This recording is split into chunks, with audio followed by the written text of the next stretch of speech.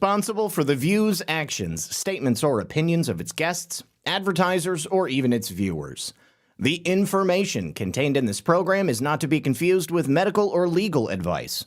An appearance on this platform is not necessarily an endorsement, but as always, we encourage you to do your own research. Enjoy the show.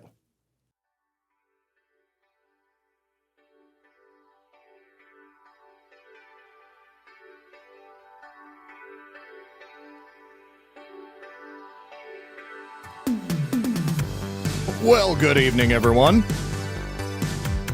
And of course, welcome back. Yes, to another very exciting episode of Red Pill News Live. After I had a day off yesterday, I see some people in the chat were not present in the show when I told everybody I wasn't going to be here. I had to pick up Lisa from the airport yesterday. And of course, her plane arriving during the time when I was on the show meant that I couldn't be here. So we had a little bit of drama at the Daytona International Airport. I'll tell you guys what happened there. Also had somebody upset about the story that I did on the quadruple amputee who very tragically murdered his best friend. I'll make sure to talk about that at the very beginning of the show, just in case you may have been offended as well. I'd like to clarify my opinion.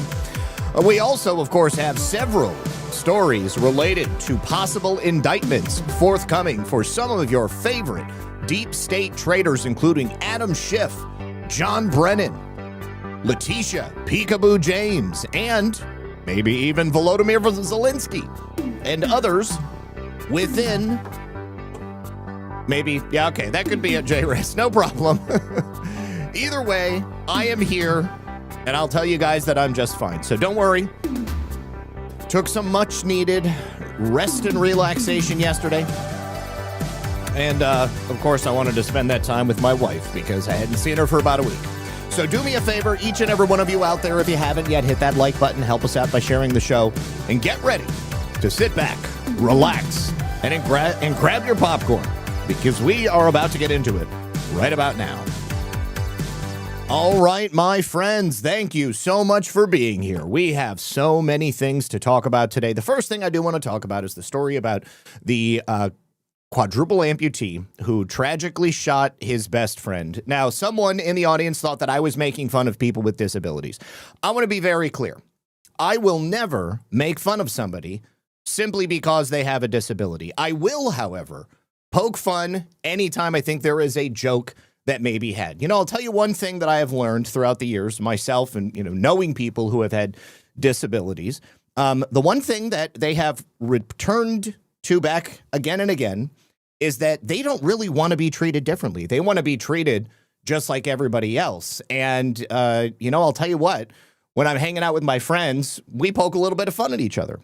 And so it would be really awkward if the one friend who was in a wheelchair was just sitting there while me and the rest of my guy friends were yucking it up and laughing and making jokes at each other, but we didn't include the person who was in a wheelchair simply because they are in a wheelchair. Now, if you guys watch comedians, and I do, I watch plenty of comedians because I feel that we are dealing with a lot of deep, dark subjects here, and it's pretty unfortunate, but it's the reality of the world, and so we need to be able to find things to laugh about, even if that includes things related to myself or things related to things that I see in the world as I'm covering stories. I think that comedy is a great way to sort of deal with the stress and all of the evil things that we have going on. And I'll tell you what, one of my favorite comedians is actually a disabled person. He is a kid with cerebral palsy, and he's mute. He can't even talk, but the guy is a comedian. I have so much respect for him because what he does is he sets all of his jokes up. He has it on his phone, and the phone is his voice. And I'll tell you what, there's also a lot of other disabled people who go to his shows, and they really enjoy getting roasted, just like anybody else who would go to their shows. You see, here's the thing. I am not politically correct, and I am not going to start making allowances for me to say things that may be funny about only something that relates to me, because that is as gay as it gets. And I feel that if we are policing each other on things, oh, you shouldn't say that. You shouldn't say that because, well, somebody might be offended. Imagine if that was your child. Okay, well, you know what? Then that cuts down the field of things that I'm allowed to make fun of. Oh, I can only make fun of white people, maybe only white men because I'm not a woman, and then maybe only men who are just as tan as I am. I can't make fun of pale people. Oh, my gosh. But the point here is that I'm not making fun of people because they're disabled or because they're black or Asian or because they're from another country. That's not what it is, okay? It's the comedy in the situation. And the thing that was hilarious about that story was that this guy had no arms and no legs, and he was still able to murder his best friend. It's a tragic story, don't get me wrong, but give me a break. Was there anybody who saw that story and didn't think immediately, how in the hell did he shoot somebody? There is millions of people here on planet Earth with 10 fingers and 2 arms, and they still couldn't successfully load a pistol and shoot their friend in the chest and murder them. The thing that I also said, which nobody bothered to complain about, was that it was a tragedy because that kid had become a cornhole champion. He had like his whole life ahead of him, and he threw it away to shoot somebody. Like, come on, moron. Nobody thought it was offensive when I made fun of his friend for not realizing that his buddy with no hands, arms, or legs was getting a pistol ready to shoot him. I thought that was pretty funny too. But either way, I shouldn't have to say this stuff because at the end of the day, I'm an American. I live in the United States of America. And one of the things that we hold sacred here in the United States of America is the freedom of speech. Now, you may not like what I have to say all of the time, and that's totally cool. But you also don't have to be offended by what I say. When you become offended by what I say, then that is you internalizing something. 9 times out of 10, it's not even what I'm saying. It's just what maybe you're hearing. And, you know, I will say this. In a lot of European countries, you don't have the right to say what you want to say. And it's also illegal if you say something like perhaps, you know, me laughing at the hilarity of a situation of a quadruple amputee shooting somebody. I mean, how in the hell does that happen? It just shouldn't even happen. Will to push forward says, Zach, sarcastic satire. Yeah. What are you doing with your life? What is this world coming to? People with arms and legs aren't shooting anyone. All right. Well, on that note, considering if, you know, just anybody was offended by me making a joke that had a quadruple amputee in it, I would like to play a comedy segment from my comedian, Ahren Belisle. And this is a kid who, again, is a cerebral palsy afflicted individual. He can't use one of his hands. He can't use his voice. He drools. He stumbles around on stage. But I'll tell you what, he is hilarious. Let's take a listen. Guy, can you talk? I guess not. Hey. It took you that long to say, hey. Now say supercalifragilistic. Hey, Matt, I need a lot of work. Can you recommend me to your plastic surgeon? Oh, Jesus Christ. I don't like when you get a good one because I love your laugh. It sounds like somebody's scooting a desk across some hardwood. Funny and handsome. I'd say you're a drool threat. And I don't think it's a Hold on, you guys. Tell me if the stream is working on Pilled, because I just had to reboot it. And since you guys didn't see the rant about somebody being offended that I made a joke about a quadruple amputee who shot and killed someone, because how in the hell did a guy without hands or arms shoot somebody, but it happened, I am playing a selection of comedy moments from one of my favorite comedians who happens to be somebody with cerebral palsy who is also mute and doesn't have the use of one of his arms, but he still is a very effective comedian. So, just came on. Good to hear it. Okay, here we go. Ahren Belisle, everyone. Wheelchair guy, can you talk? I guess not. Hey. It took you that long to say, hey. Now say supercalifragilistic. Hey, Matt, I need a lot of work. Can you recommend me to your plastic surgeon? Oh, Jesus Christ. I don't like when you get a good one because I love your laugh. It sounds like somebody's scooting a desk across some hardwood. Funny and handsome. I'd say you're a drool threat. And I don't think it's a plastic surgeon. Is that panties? Whoa. Ahren, before the show, you asked if I was going to be mean or nice. Does that mean you had something queued up, you little nasty motherfucker? Chain's fat. It'd be devastating. Shane, you were actually my biggest inspiration as a comedian right up until I found out you weren't really retarded. I gotta be honest, I've always wanted to see what Tony Hinchcliffe would look like with polio. You son of a bitch. I've always wanted to meet a white black guy. This guy's a bully, fuck. I told him last week, you can really tell. Now the Rumble stream is lagging. Hold on just a second. God. All right. Now I'm rebooting the Rumble stream. Let's see. God, it still looks like crap, doesn't it? Testing, 1, 2, 3. Testing, 1, 2, 3. Let's see if it... Okay, it's caught up. It's caught up. We're good. All right, let me rewind the joke just a little bit more. It'd be devastating. Shane, you were actually my biggest inspiration as a comedian right up until I found out you weren't really retarded. I gotta be honest, I've always wanted to see what Tony Hinchcliffe would look like with polio. You son of a bitch. I've always wanted to meet a white black guy. This guy's a bully, fuck. I told him last week, you can really tell which arm they put the vaccine in. Tony has been taking hormone treatments to have the figure of a female tennis player. That is true. That's actually true. What happened to your finger?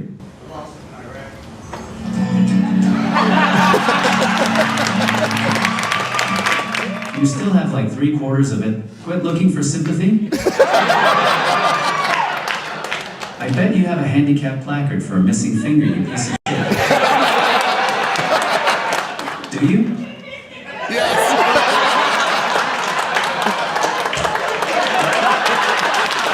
Is this your first time in America on a New Year's Eve? What do you guys normally do in Canada for New Year's Eve? You don't have a Canadian accent. I didn't know you were from Canada.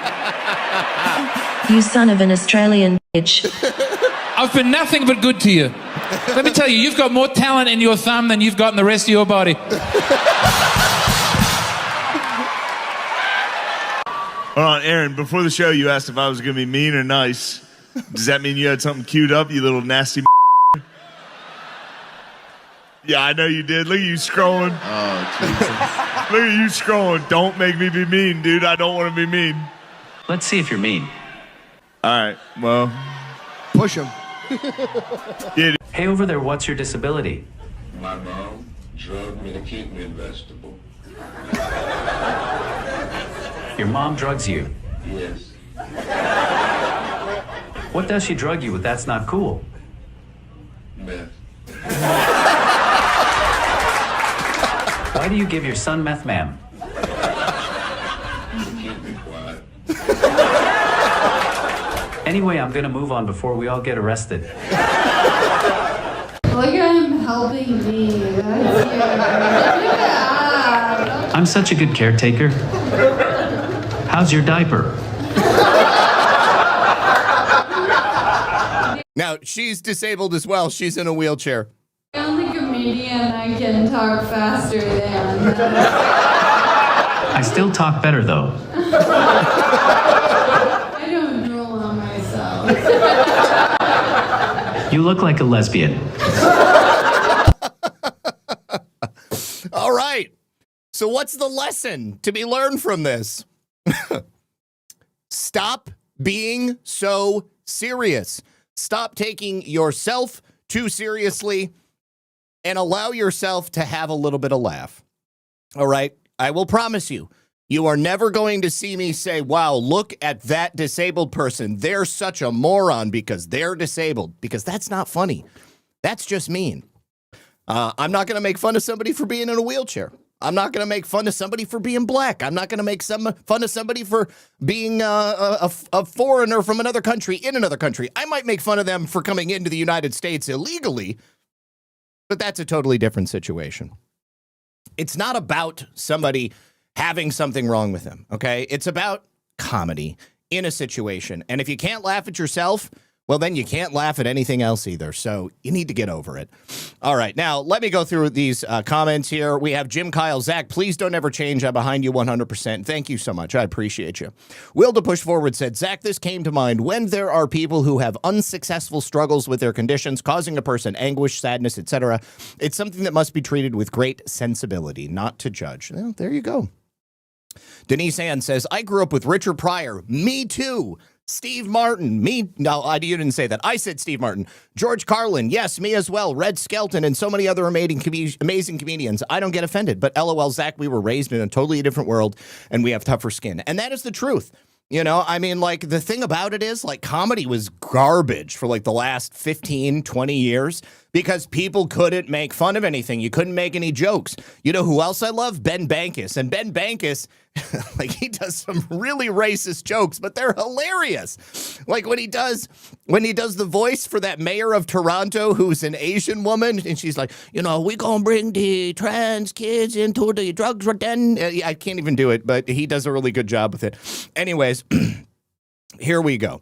All right, and continuing. Let's see. Highly intoxicated Florida man breaches Daytona Beach airport. All right. Now, this is what happened yesterday when I went to go pick up Lisa from the airport. She actually arrived a little bit early and she had to like circle over Daytona like over and over and over again so that like by the time she actually got out of the airport, it was the time that I was supposed to have actually arrived in the first place. So I got there early for absolutely nothing at all. Now, what happened was this guy yesterday, apparently he was wasted drunk. Oh, here's another thing. I will make fun of drugs and alcohol because I was a drug and alcoholic. Absolutely. Now, this guy was 58-year-old Brian Parker. Poor Brian, you really messed this one up. He rammed his blue Mustang through the security fencing and then he drove onto the runway. One eyewitness said it was like watching a movie. He was going so fast, I'd probably say about 70 to 80 miles an hour. So the FBI and local authorities are still investigating the incident. This is like right across the street from the Daytona 500, but I'm pretty sure Brian had nothing to do with the Daytona 500. So what Lisa said is that she was this is a Florida man story, 100%. So she's in the air and she texts me because at this point they've got their phones back on. I don't know if you're supposed to, but people definitely do it. And she's like, you know, oh my God, it says there's like an unauthorized person on the runway. And so I was trying to figure it out as I'm like doing the loop at the airport. I couldn't find anything about it. But apparently the Volusia County Sheriff's Office said it happened around 4:23 yesterday. Vehicle drove through a gate at the international terminal at Daytona Beach and then proceeded onto the airfield. He was so drunk that they couldn't get him to get out of the car. He was driving around. He tried running onto an occupied airplane. Obviously, he failed. He successfully entered onto an unoccupied airplane before security finally grabbed him. Now, I guess there were a couple of different airplanes beyond that he attempted to access. He's currently in custody. They're interviewing him. They got multiple charges pending. And there's probably going to be a load of charges that they get him with. All right. Now, witnesses reported Parker's Mustang entered the taxiway and nearly strike an Embry-Riddle airplane that was taxiing. Parker then got out of the Mustang, tried to enter the occupied plane, but he was unsuccessful. He ran up to another aircraft in the area. Airport operations tech chased him down, pulled him out of the airplane, and sat him on his truck's tailgate. Then Parker jumped off the tailgate and ran toward another plane before he was once again apprehended and placed in handcuffs. He was intoxicated. He's also said he was on alcohol and drugs, and he doesn't remember what led to the incident. Oh, my goodness. Anyways, this is the only photograph that I was able to find of the incident, but I can just imagine how pissed off these dudes were at the airport. Like, what is your problem, bro? Just, I mean, talk about throwing your life away. He's probably going to end up in prison over that one. Filter Dog 1, thank you for the can. I was going into withdrawals. Well, I'm glad that you're here with us now. A Boneless Chicken, thank you very much for the phone. Well, no, it's not that security's bad. It's a small airport, right? So, I mean, like, you've got you've got like a big fenced in area surrounding the airport, and they're not going to have like people at places where cars are not supposed to go. The guy literally drove through a fence that is reserved for like not traffic. You're not supposed to go through there. And then he just drove onto the runway. So, you know, I mean, the smaller the airport is, the less security they're going to have. At some of those bigger airports, you know, I mean, you've got giant concrete barriers around everything. No, not Sanford. This is at Daytona. Yeah. All right. So we have another story, which I find hilarious, and you will probably hear me laughing at. This is genius, you guys, and I might have to do something like this myself because we do have a small problem with the roof. Anyways, a woman in Maryland hired a roofing company. Only she hired a roofing company that was staffed with illegals. I don't know if it was owned with illegals, but she let them finish the job. And then as they were finishing the job, she called ICE. And they all got arrested, and she didn't have to pay. This is the funniest thing in the world to me.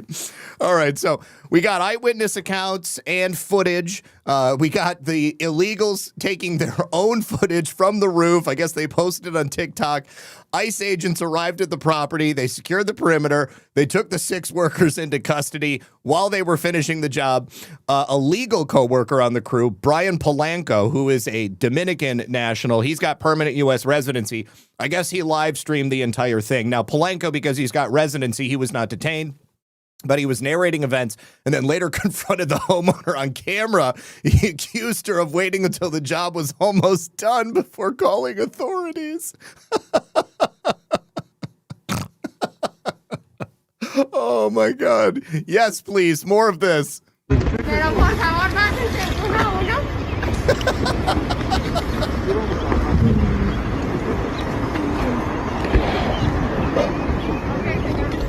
cayó la pinche ley, valió madre.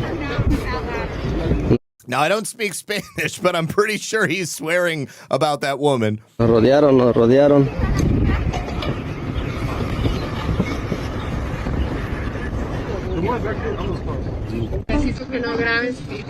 Estoy todo el derecho de grabar, no estoy haciendo nada malo también. O sea, yo estoy cooperando, puedo cooperar con usted, no hay problema. ¿Estás grabando en este momento? Estoy grabando, sí. Okay. Hice lo que pude por ti. No, está bien. La verdad que yo estoy aquí, no estoy haciendo nada malo también. Triste lo que está pasando hoy aquí. Estamos empezando un trabajo y cayó migración. La verdad que perjudicando a la gente trabajadora, a la gente que hace bien al país.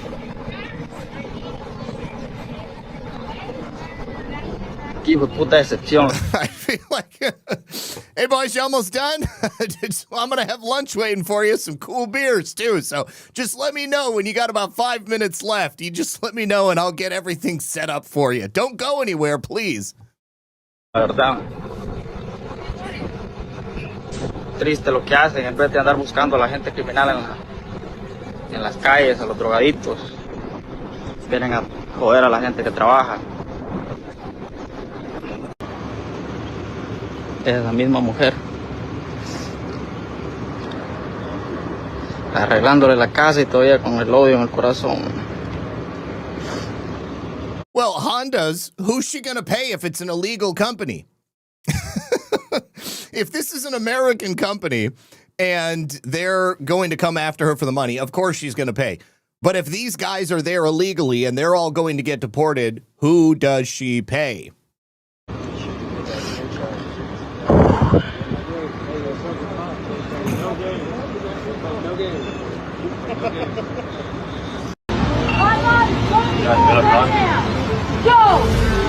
Get out of here! God bless America, bro!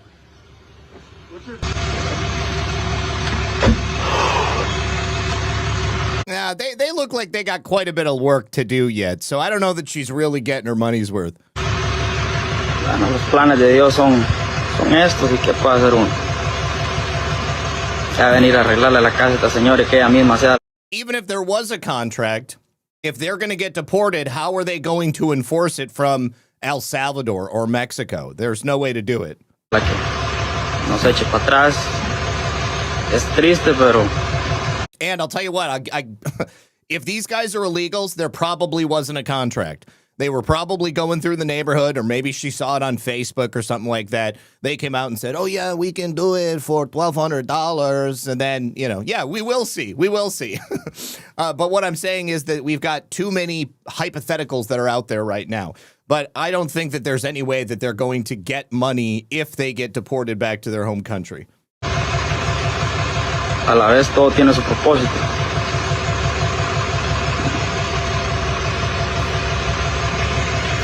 Now, if it's the guy who's the permanent resident of America, if it's his company, well, then, of course, there was approximately, okay, so in the video, Polanco can be heard stating that the workers had completed roughly 3 days of labor, including the tear-off phase, with old shingles visible on the ground, and the homeowner still owed the crew approximately $10,000. He claims she knew the workers' immigrant status from the start. The video shows agents in tactical vests on the ground directing the workers to come down from the roof. One clip shows the capture where the homeowner is handing a ladder to the agents to help them gain access to the workers. The roofing company involved appears to, here we go. Here are all of our questions. Appears to be Allied Remodeling of Central Maryland, based on the shirts worn by the workers, though the company has not issued a statement. Here's the other thing. The company was hiring illegal aliens. That's not cool, and I want these guys who own the company to actually have criminal charges brought against them as well. We had a project to start today. When they started the work, the owner of the house called immigration. Polanco told Univision DC. What she did tell me, and I told one of the other guys, is that if immigrants come back again to finish the work, she's always going to call ICE. It's not the same to see it as it is live. It is that I have already seen many videos, and sadly today I had to experience it and feel that it is something that really moves you a lot. Well, they're illegals. I honestly have zero sympathy for them. And again, to be perfectly honest, if the American company wants to send American workers out to finish, then obviously the full payment should be rendered. But yeah, I honestly have zero sympathy for people having illegals on their staff and then sending illegals out to do work. All right. Hazel Kitty says they all do. They have a company here that is all white Americans and they advertise it. They all do have Americans, or they all do have illegal aliens on it. All right. Now, we have another story related to illegal aliens. The 8th Circuit Court has just joined the 5th Circuit Court in overturning a decision by some of those activist judges who wanted to stop President Trump from being able to detain and hold illegal aliens. Now, this is a major victory for the Trump administration. The U.S. Circuit Court of Appeals, which is for the 8th Circuit, just shut the door on these left-wing attempts to force catch and release policies on illegal aliens that are freely roaming throughout America. Jim Kyle says, up here in North Georgia, almost all of the roofers are owned by rednecks, and the workers are from Guatemala. That's a problem, because I guarantee you there are Americans who would be willing to do the work. The 8th Circuit overturned a Minnesota activist district judge's outrageous ruling that would have handed bond hearings to illegal aliens like Joaquin Herrera Avila. That's a repeat border invader from Mexico. He snuck into the U.S. illegally in 2006 and then again in 2016. The 8th Circuit ruled that aliens present in the U.S. without lawful admission are applicants for admission and seeking admission under 8 U.S.C., which means ICE can detain them without bond while removal proceedings grind forward. So that means no more free rides, no more taxpayer-funded bond hearings, which are paid for by the American taxpayer. These people should not be here in the first place. They're arrested by ICE. They get held by ICE. Now, Judge Shepard wrote for the majority and shredded the district court's activist reasoning, aligning the 8th Circuit with the 5th Circuit's recent decision in Buen Rostro v. Menendez versus Bondi. He said the court made it crystal clear that if you're an illegal alien who entered without inspection or admission, you are not some protected long-term resident entitled to special treatment. You are subject to mandatory detention under the law, and that is already written by Congress. Now, in August of 2025, DHS agents nabbed Avila during a traffic stop in Minneapolis. He admitted he had no legal documents authorizing his presence. ICE detained him without bond, and then they started removal proceedings. Now, Avila whined because he said he wanted bond redetermination. He got denied by the immigration judge, and then he went to the district court in Minnesota. They, of course, granted his habeas petition and ordered his release or a bond hearing within 7 days. Now, these left-wing judges continue to treat illegal aliens better than American citizens. The district judge claimed that 1225B2A only applies to people seeking admission at the border. Those who have been squatting here for years, they get special consideration. But the Eighth Circuit said that's totally ridiculous and pointed out that the statute's plain text already deems any alien present in the U.S. without admission considered an applicant for admission. Seeking admission, applicant for admission, these are synonymous terms, the court now says. Congress did not create a special carve-out for illegals who are successfully able to avoid border and ICE officials at the border to get into the United States and then set up a living, get a job, have a family, own a home, whatever it might be. Doesn't matter where they're at. If they're not here illegally, they're here illegally. Now, Judge Erickson dissented. He said that the interpretation is novel and that the illegal aliens who've been here a while deserve bond hearings. This is a pretty big ruling, though, because it makes it so that ICE is able to now detain millions of illegal aliens who are already here inside the country. They no longer have to waste time and money on these bond hearings, going through endless court decisions to finally only 6, 8, 10 months later be able to kick these people out of the country. And just in case you didn't know, Maryland man, also El Salvador man, Kilmar Abrego Garcia is going to be on his way to Africa very, very soon. So I'm looking forward to getting him the heck out of this country as well. All right, my friends, before we continue, I have a quick message from our friends over here on Rumble. Let me say thank you very, very much to Rumble and to the Kids Guide. Now, parents, you guys know that we're on the verge of a real milestone right now, and America is about to hit its 250th birthday. 250 years of grit, freedom, sacrifice, and the greatest experiment in self-governance the world has ever seen. This is the perfect moment to help your kids understand just why this country matters so much. Not just the fireworks and the hot dogs, but the story behind it all. Because there's a free guide called The Kids Guide to America's 250th Birthday, and it's honestly a great way to introduce your kids to just how America began, who those founding fathers were, what they risked, why the ideas they fought for still matter today. And this kid guide is going to send those children back to the moment when those brave men signed the Declaration of Independence, and they knew full well at that time that they were risking their lives for freedom. It breaks it all down in a way that kids can actually understand and enjoy without watering it down or turning it into boring schoolwork. So if you care about raising kids who know where this country came from and why it's worth preserving, this is something you're going to want to grab. The best part is it's totally free. You just pay $2 for shipping and postage. So head on over to freeusabirthday.com. That's freeusabirthday.com, and the Kids Guide to America's 250th birthday is yours for those kids today. America's story matters. Make sure that the next generation knows it. Thank you very much to them. Okay, and moving on. Let's see here. All right, so nextly, President Trump posted this on Truth Social. He is suggesting that the courts need to stop allowing American taxpayer dollars being sent to so-called centers that don't exist. He says, we are asking for expedited judicial review because they are robbing our country blind. Centers that don't exist are being paid tremendous amounts of money, and yet we have court orders not letting us proceed. They are being protected by our unbelievably corrupt and out-of-control court system. Billions of dollars are being handed over to crooks, and the courts won't let us do anything about it. Again, expedite. Now, I would imagine that this has got something to do with much of the attempts that President Trump has tried to make in cutting money that is going to all of these non-governmental organizations, 501c3s, think tanks, those sorts of things. And, of course, every single time President Trump has tried to do that, they have attempted to. I don't really think that's a thing, naturally, Nikki. No, I just said it. Not sure that it actually is a word, but I said it anyways. So looking forward to seeing what happens with that. President Trump also attacking, once again, the Supreme Court of the United States. So he was doing an event at a fundraiser in D.C. And, of course, President Trump has been very vocal about his discontent with the Supreme Court.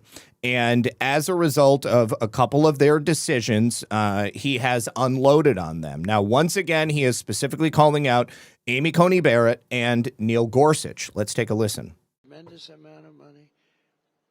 Well, I think I need to turn. No, it's already turned up all the way. So let me make it as loud as I can over here. Tremendous amount of money. And the Supreme Court, that's right, of the United States cost our country. All they needed was a sentence. Our country, hundreds of billions of dollars, and they couldn't care less. They couldn't care less. And not that it matters, doesn't matter at all. But two of the people that voted for that, I appointed. And they sicken me. They sicken me because they're bad for our country. We need a tough new crime bill. That's not exactly what you want to hear POTUS saying about you. So, President Trump, of course, appointed Justice Barrett in 2017 and Gorsuch in 2020.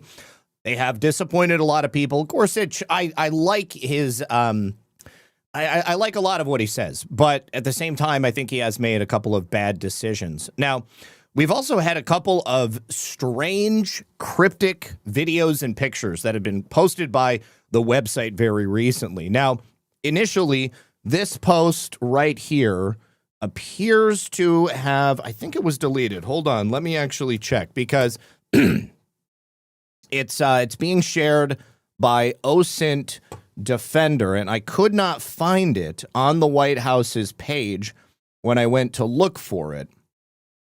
But there are a couple of other ones which are still there. And,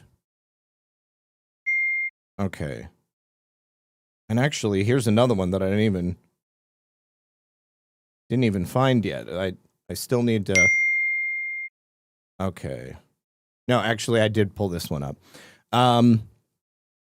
Yeah, I'm pretty sure this one is now deleted. Okay, so somebody said that, well, that maybe this is Caroline Leavitt speaking. It's only a 4-second video, and the video just says sound on. Undoubtedly, the White House wanted this to be posted. Now, what they intended to convey from it, I'm not exactly certain. Let's take a listen.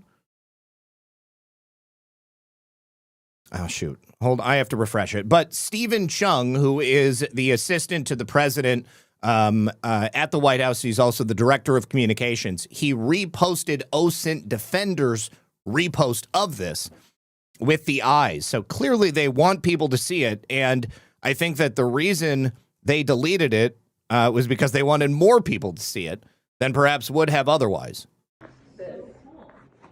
It's launching soon, right? Okay, so it says, somebody says, that's so cool, it's launching soon, right? It's launching soon, right? And then you just hear somebody say yes. Now, launching what? I saw people suggesting the EBS. I'm so sick of people saying that the EBS is going to be put out there. I see people doing this almost every day. Like, oh, the EBS is coming soon. Like, you know what? If it happens, it happens. I'm done, like, bothering to predict that that's it, because I just don't think that that's what it's going to be. Nobody has ever been right before. So regardless, if I had to guess on something, might be a program or, you know, maybe a case or something like that. Who knows? It's basically all up in the air at this point. And somebody says it's cool. So I don't know. Maybe it's going to be something cool. EBS, the Emergency Broadcast System. Anyways, now there is this one as well. Now, this is a 4-second video. And again, this one is still on here. There's like a beep. There's some static. There's an American flag. And that's it. Take a look. So, like, that's a notification bell, like on a phone. And in the static, it almost looks like, I'm trying to pause it, like at the right, okay, so it almost looks like there might be some text in the static. Okay. But right there, you can see the American flag. It just comes up very briefly. And then right before that is the static. And it's happened so quickly. I opened this up on my computer and pulled it up in my editor. Okay, so almost just right there at one point in one frame, it looks like there might be some text. But I can't be certain. I couldn't pull anything out of it directly. But interesting. Certainly interesting. Cryptic. Definitely. All right. And then the White House posts this. This is obviously a picture of President Trump. Now, don't know what this is. There is a tool called PixelNot that you used to be able to get on Android, which would allow you to embed information into a photograph. It doesn't have to be pixelated, but it is possible to encode information into a photo, and then you run it through a decryptor, and then you can get that information out of there. This came up basically just a few minutes before I started the show. Well, 2:30 p.m. I saw it a couple of minutes before I started the show, so I wasn't able to find a tool to try to decrypt it in the meantime. But it's obviously a picture of President Trump. It's just very, very pixelated, like Minecraft or something like that. So yeah, we've had a series of these all at once, preceded by a video that is now deleted. So maybe this is leading up to something which is going to be announced on the White House Twitter profile or on President Trump's. We'll just have to continue to watch. Now, we've had some movement on the SAVE Act, and it looks like Senator John Thune is now more likely, or he's been talking about pushing the SAVE Act through reconciliation. Now, I first told you about that last week as a possibility because John Kennedy was suggesting that maybe we could get that to work. However, having looked into it a little bit more, the problem is that anything that is pushed through reconciliation has to be directly connected to the budget, which the SAVE Act could be rationalized as having some effect on the budget, but the parliamentarian has the power to strip out whatever provisions she would want. And I've told you about the parliamentarian before. She's a lefty. And so she would probably strip out the citizenship aspect. She would likely strip out the voter ID aspect, and then it would leave it with pretty much nothing at all. Now, so that means essentially that the SAVE Act would be dead on arrival.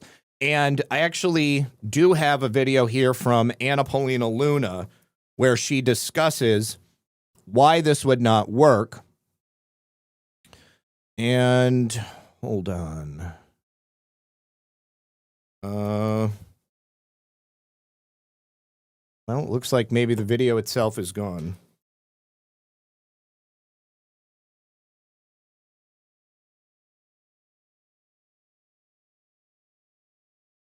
Okay, I have it. Somebody else posted it on their profile.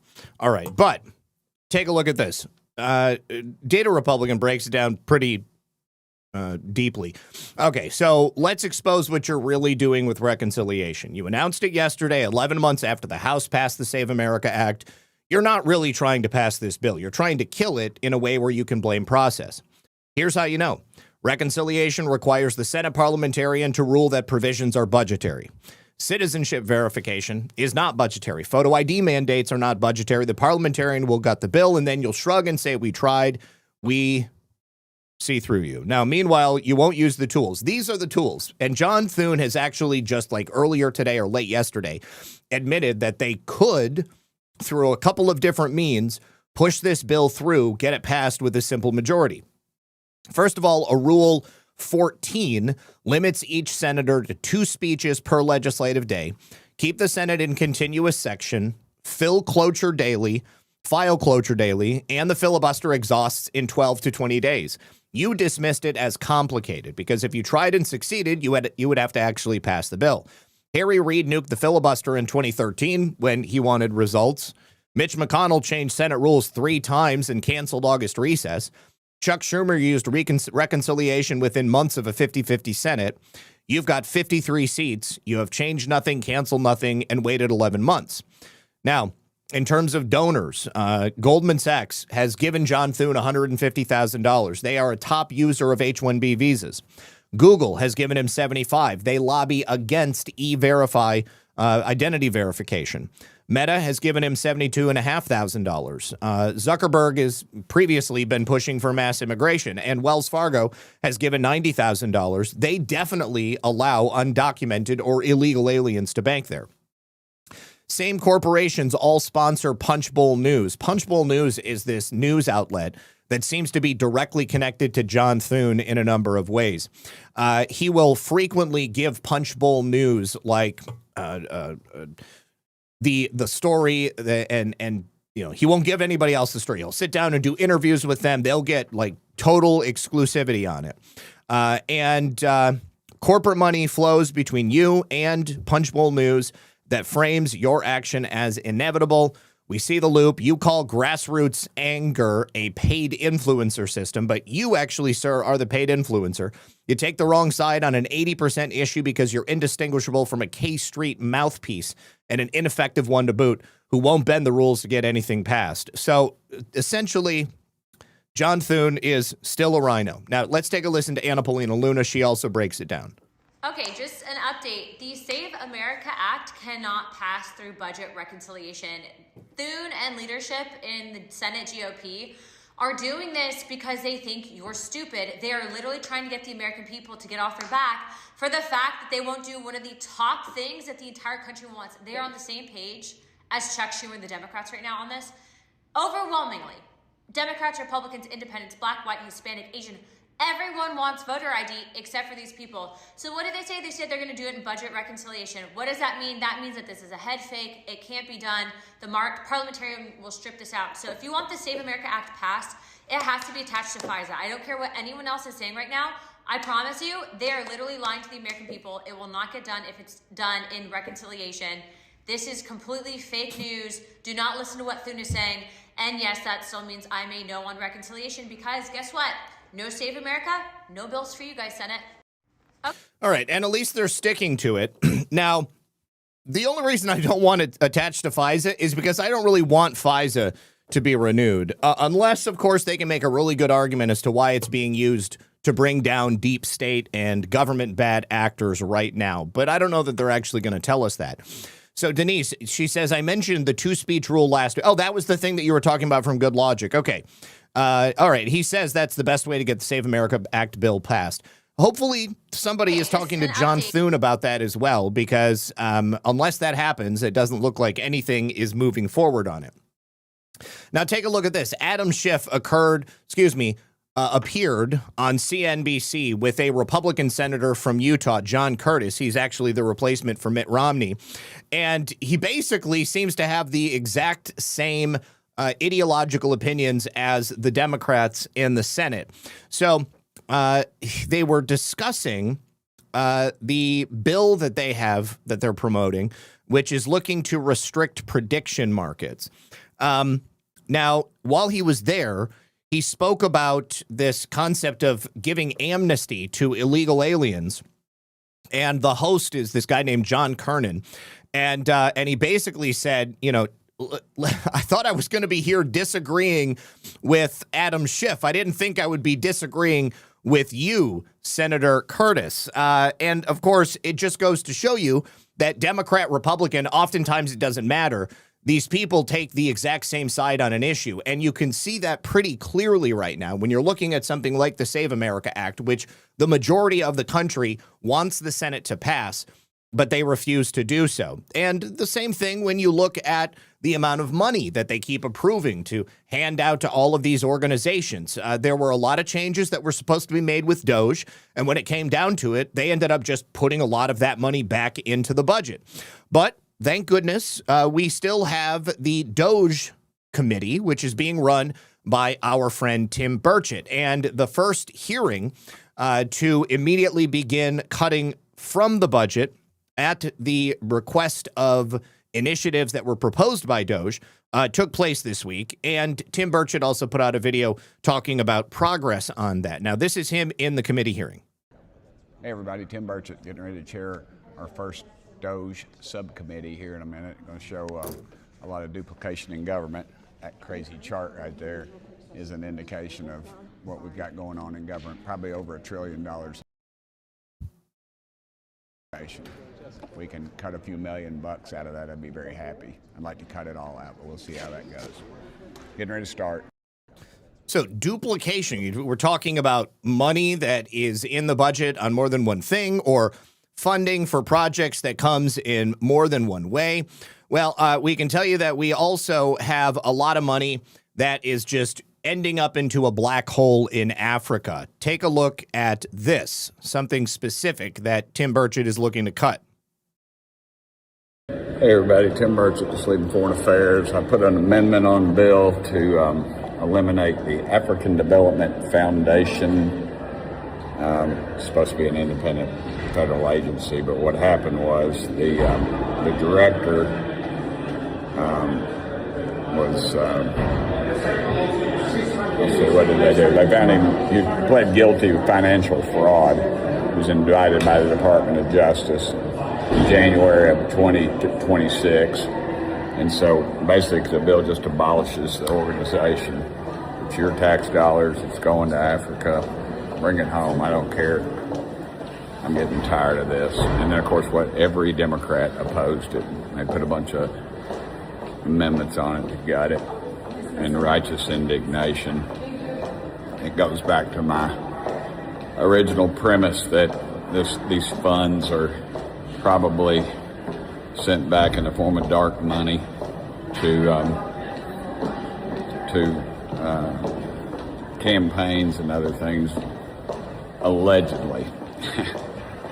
So we'll see what happens when the bill comes up in committee, the full bill with the amendment, and see how it's voted on.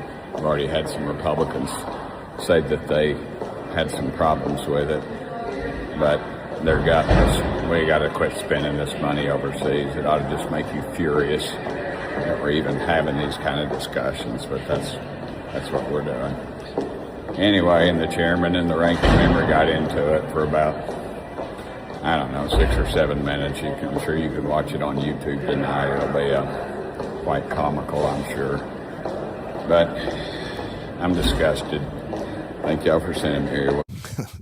I'm Tim Burchett, and I'm still disgusted. We all are, Tim. Now, the situation that Tim was talking about there is that agency within the federal government where the director had been taking money, diverting it to Africa into a company that he and a friend owned, and then the money was just basically coming back and enriching him. It wasn't doing anything to assist any African nations or anything like that. And this is not an isolated incident. This is obviously the kind of thing that we've been raising awareness about for many, many years. Finally, the government started paying attention to it this time around, but it appears that we don't have the necessary balls in Congress to actually do something about it. What kind of a problem could you have with stopping spending American money and that in any nation on earth that ends up going into the pockets of a single individual?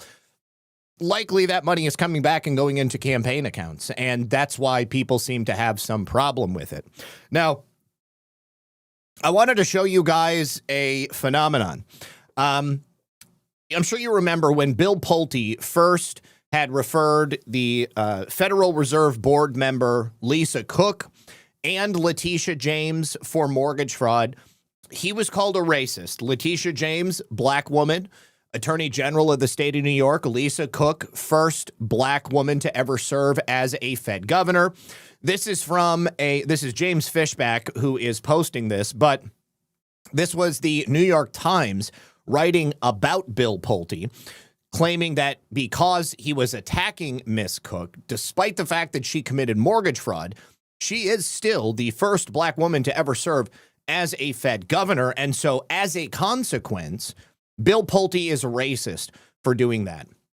Anytime you see someone attack a person like Bill Pulte or others, I've got other examples of this today, for criminally going after people for crimes they've actually committed, And instead of calling out those crimes, they instead claim that the person calling out the crimes is racist for doing so. You've got to stop and have a think. Now, this is just the first example, but it is notable because Bill Pulte has just criminally referred New York Attorney General Letitia James again, this time for homeowners insurance fraud. Now, this is not in the Eastern District of Virginia. This is not in Washington, D.C. This is not even in New York. This is actually down here in Florida, which is the last place that Letitia James wants to be indicted.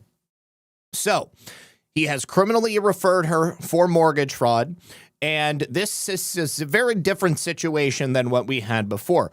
So on Letitia James, well, first of all, this case back in Norfolk, Virginia, really should be looked at again. As soon as we have an actual U.S. attorney in the Eastern District of Virginia, she definitely defrauded the people because of the loan that she got. Now, Lindsay Halligan, her appointment was totally fine, okay? This whole instance of district judges claiming that Pam Bondi or President Trump doesn't have the power to appoint people for a temporary period of time or for an extended period of time or after the first time, that they're not somehow valid. This is going through the courts right now, and we may end up having Letitia James's and James Comey's indictments put back on the books as a result. But Lisa James had defrauded her homeowner's insurance in Norfolk, Virginia. On her homeowner's insurance application, she claimed that Norfolk house was unoccupied 5 months out of the year, but the truth of the matter is that her niece was living there. This was supposed to be a vacation home for Letitia James or something like that. But it was definitely a home that she was renting to someone. Now, there's a couple of other problems here. Was she actually writing down and claiming the rental income that she was getting? No. Was she telling her homeowner's insurance that it was a rental and not a personal property? No, definitely not.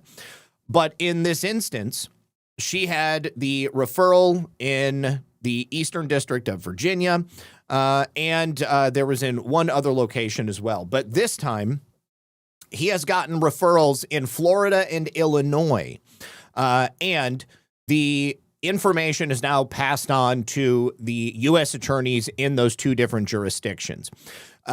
She definitely committed mortgage fraud, okay? This is the first time she's being investigated for committing insurance fraud.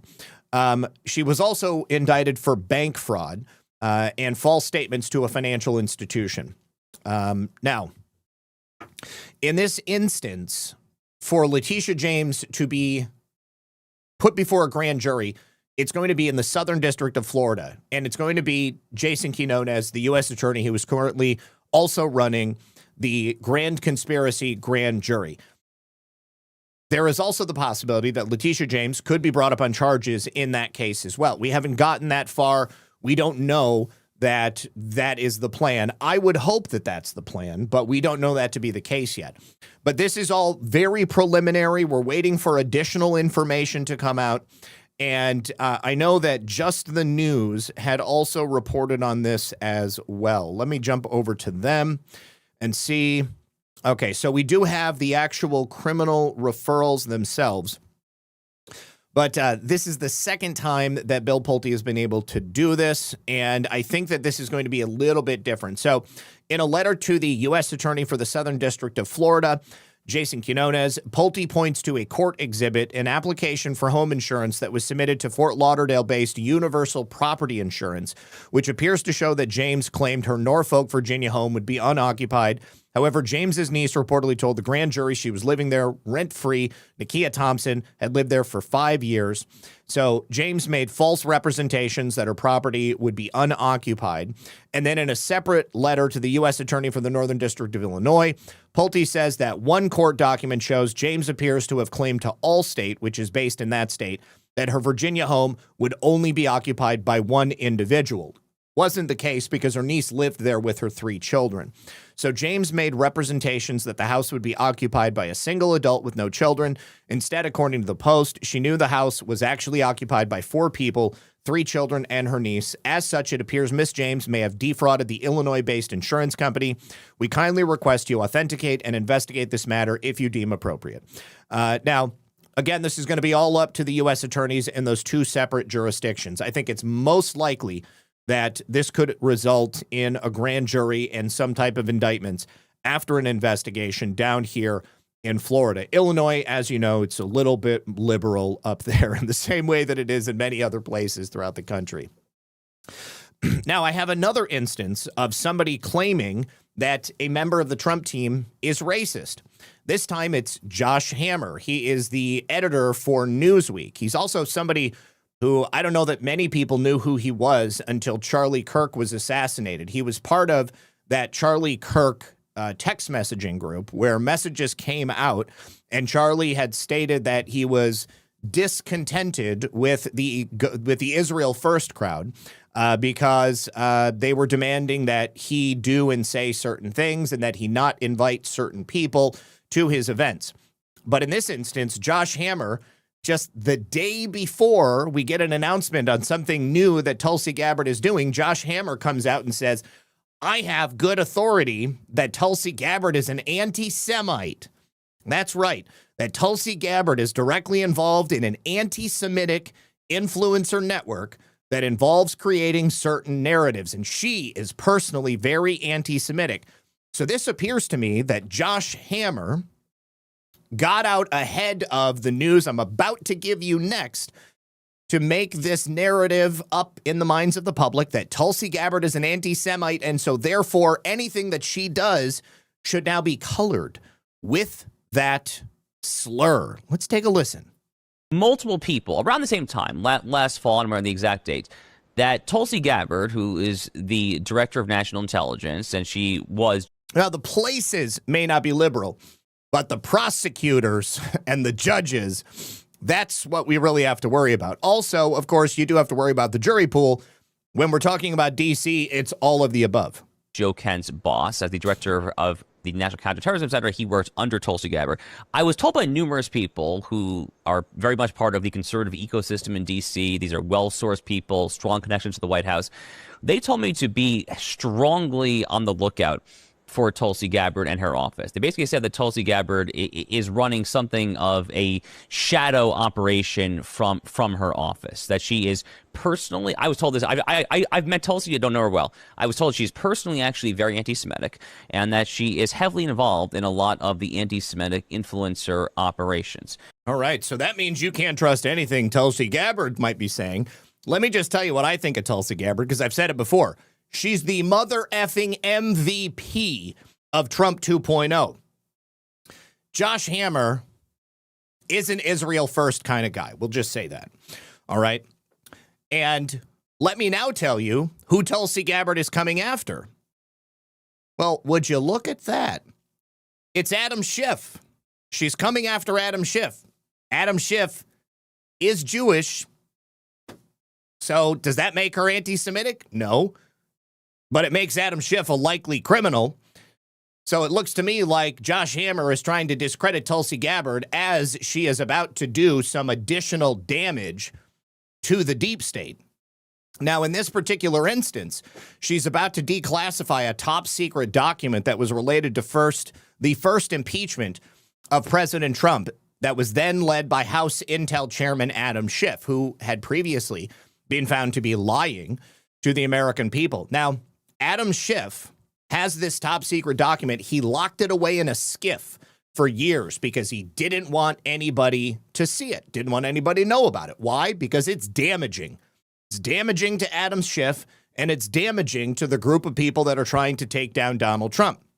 So Paul Sperry had wrote on X, I'm told that Trump intel czar Tulsi Gabbard will soon declassify an explosive top secret document former House Intelligence Chair Adam Schiff locked away in a Capitol skiff several years ago and wouldn't even let other members of Congress see. Now, the House Intelligence Committee also voted 2 days ago on Tuesday to release transcripts from the 2019 hearings with the former Intelligence Community Inspector General, Michael Atkinson. You might remember Michael Atkinson because those 2019 hearings were held to examine whether or not Atkinson's role in an alleged whistleblower complaint, that was Eric Ciaramella. This is the one that ultimately led to the first impeachment efforts against President Trump in 2019. What exactly did Michael Atkinson know? Did he know that Eric Ciaramella was lying? Yes, I believe he did.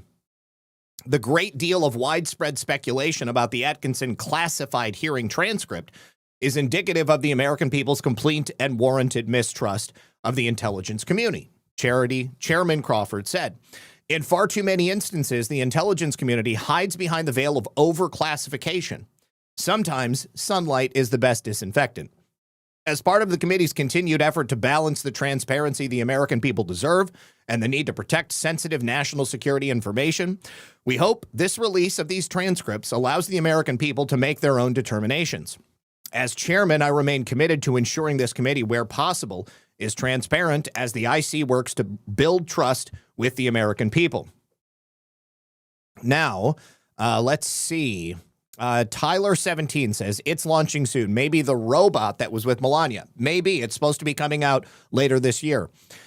Denise says, honestly, I don't give a crap if she's anti-Semitic. I'm Catholic, and there are many people that hate me for my religion. Do I give a crap that they think about me? Absolutely not. So sick of this crap. Exactly. That is my point, Denise, because I could give two shits on what Tulsi Gabbard thinks about anybody, as long as she continues to deliver for the American people, taking down the deep state. What I want Tulsi Gabbard to be is committed to life, liberty, and the pursuit of happiness, and pushing forward on the destruction of the deep state. She can have whatever views she wants in the background. However, there is a group of people who, if you go after someone of a particular religion, well, then they're going to rally around the person of that religion. You see it with people who are Islamic. You see it with people who are Jewish. You see it with people who are based on certain races. Got a black person? Oh my gosh, they're attacking a black person. We have to rally around behind that person. So you see it all the time. And, you know, the claims of racism and anti-Semitism and Islamophobia, it's all bullshit. It's a smokescreen. It's a cover. Because most of these people are criminals, and they use that characteristic to cloak themselves so that they can be impervious to attack or to accusation. Now, Eric Ciaramella was the whistleblower, supposed whistleblower, who filed the complaint in August 2019 over the perfect phone call, the July 25th phone call that President Trump had with Ukrainian President Volodymyr Zelensky. He alleged that President Trump engaged in some quid pro quo relationship with Zelensky, pressured him to investigate the Biden crime family. Merely asked. It was a perfect phone call, as President Trump has said. Now, changes were made to the whistleblower form to include so-called water cooler talk, gossip, and secondhand information. And it was Intelligence Community Inspector General Michael Atkinson who defended those changes. Now, Atkinson admitted in a previous statement that the agency changed its own whistleblower rules because of this anti-Trump complaint from Eric Ciaramella, who was an employee at the CIA. I used to not even be able to say Eric Ciaramella on the air. When Eric Ciaramella's name first came out, I made a video about it immediately. And then, like, within a week, Adam Schiff was like, we can't say the whistleblower's name, and they took my video down. And then anything else that I had, they immediately took it down. Although the form itself should not have been accepted based on this secondhand information, because it was about the President of the United States, who is not in the intelligence community, Michael Atkinson accepted the complaint. So the question is, was Michael Atkinson prone to do something like that because he didn't like President Trump? I'm going to say yes, because Michael Atkinson's experience with the deep state goes back many, many years. If you remember, my friend Nate Kane, the Uranium One whistleblower, Michael Atkinson was involved in his whistleblower disclosure as well. That whistleblower later attempted to edit the form that he originally provided. The original form stated the whistleblower did not talk to Congress before filing the form, but guess what? It turns out that he actually had met with Adam Schiff and his team in Congress. So he tried to go back and edit his form. So Adam Schiff was the House Intel chairman. He actually lied about this publicly, and he said, we have not spoken directly to the whistleblower. And the intelligence that Adam Schiff locked away in the Skiff, I'm almost certain it's going to expose him as a leaker, as a liar. We already know he's a leaker. Who knows? Maybe this will be the documentation from that original meeting with Eric Charmella. Maybe it will be some type of planning or organizational document where they colluded to try to make sure that President Trump could be impeached that first time. The whole thing is garbage. But who is it that's exposing it? It's Tulsi Gabbard. Tulsi Gabbard is an MVP. So you see people attacking Tulsi Gabbard for, oh, Tulsi Gabbard can't be trusted. Tulsi Gabbard's on her way out. Tulsi Gabbard's an anti-Semite. Those people, bullshit. Absolute bullshit. They have no idea what they're talking about. Tulsi Gabbard was also present in Fulton County, Georgia. Tulsi Gabbard was involved in Maricopa County, Arizona. Tulsi Gabbard herself went to Puerto Rico to seize those Dominion voting systems. Tulsi Gabbard and the president are thick as thieves. She's not going anywhere. She's a secret weapon for the president. So there are a ton of people who are going to go work overtime to try to make you believe that Tulsi Gabbard can't be trusted. And that's bullshit. Okay, now, Tulsi Gabbard is also turning the screws with the help of House and Senate Intel committees. They requested through the Justice Department that the House Intelligence Committee send federal prosecutors classified interview transcripts from John Brennan's interviews related to his role in the Trump-Russia collusion probe. They've done the same thing now with the Senate Intelligence Committee. Now, as you know, John Brennan, former CIA director, is the target of the grand jury Russiagate probe, the grand conspiracy grand jury down here in southern Florida. Now, last July, it was reported that former FBI Director James Comey and John Brennan were under investigation by the FBI over their involvement in Russiagate. CIA Director John Ratcliffe had referred Brennan and Comey for prosecution last summer. Jason Redding Quinones is in charge of the investigation. He's the U.S. Attorney for the Southern District of Florida. Last November, it was reported that a federal grand jury had subpoenaed John Brennan, former FBI lawyer Lisa Page, and former FBI counterintelligence special agent Peter Strzok, who was also working at the CIA at the time. Peter Strzok was fired from the FBI in 2018 because he violated FBI bureau protocols after he launched Crossfire Hurricane in July of 2016. That was his insurance policy. Strzok and Lisa Page were having an affair. They discussed that insurance policy, which was to attempt to keep Trump out of office. They had a whole bunch of text messages where they talked very, very profanity-laced conversations about the president. And Republicans on the House Intel Committee voted on Tuesday night to send Brennan's classified transcripts over to the Department of Justice because they are evaluating him for additional indictments. House Republicans voted behind closed doors Tuesday evening to send classified transcripts tied to former CIA Director John Brennan to the Justice Department. The vote in the Senate, I believe, happened today, a move that signals the Trump administration is advancing a possible criminal case against one of the most prominent figures in the Russiagate investigation against President Trump in his first term. The vote taken inside the Capitol's secure facility fell along party lines and exposed sharp divisions with the House Permanent Select Committee on Intelligence. Republicans backed the transfer of the transcripts at the DOJ's requests. All Democrats objected, arguing they were given insufficient time to review the material after receiving it just days earlier. And, of course, former FBI Director James Comey has also now been subpoenaed in the Justice Department's Russiagate investigation. So things are heating up. Now, Catherine Herridge says Justice Department's request for classified records related to former CIA Director John Brennan is a very serious escalation, especially if the records show that Brennan doubled down on his Steele dossier claims. If you'll remember, while he was under oath in 2017, he told Congress that the Democrat-funded opposition research was not in any way used as a basis for the U.S. intelligence assessment about Russia's activities in the 2016 presidential election. But as a result of records released by Trump's Gal Friday, DNI Tulsi Gabbard, and Director of the CIA, John Ratcliffe, show 100% conclusively that John Brennan was warned not to include the Steele dossier by a variety of intelligence professionals, but Brennan insisted on including the dossier because, why? He liked the narrative. Through his lawyer, Brennan has denied all wrongdoing, but here, you see, the thing is, we have his testimony under oath, and it shows that he lied to Congress. So he has a consistent history of lying. Now, here's another thing that John Brennan might be in a little bit of trouble for. Rasmussen is reporting that Brennan used the CIA's black budget to supply half of the funds to build the secret and at one time totally denied, but now we know was real and existed, Dominion Huawei data center in Belgrade, Serbia. Now, this is a picture that Peter Tickton was in with Ed Martin. Ed Martin posted this back in September of last year.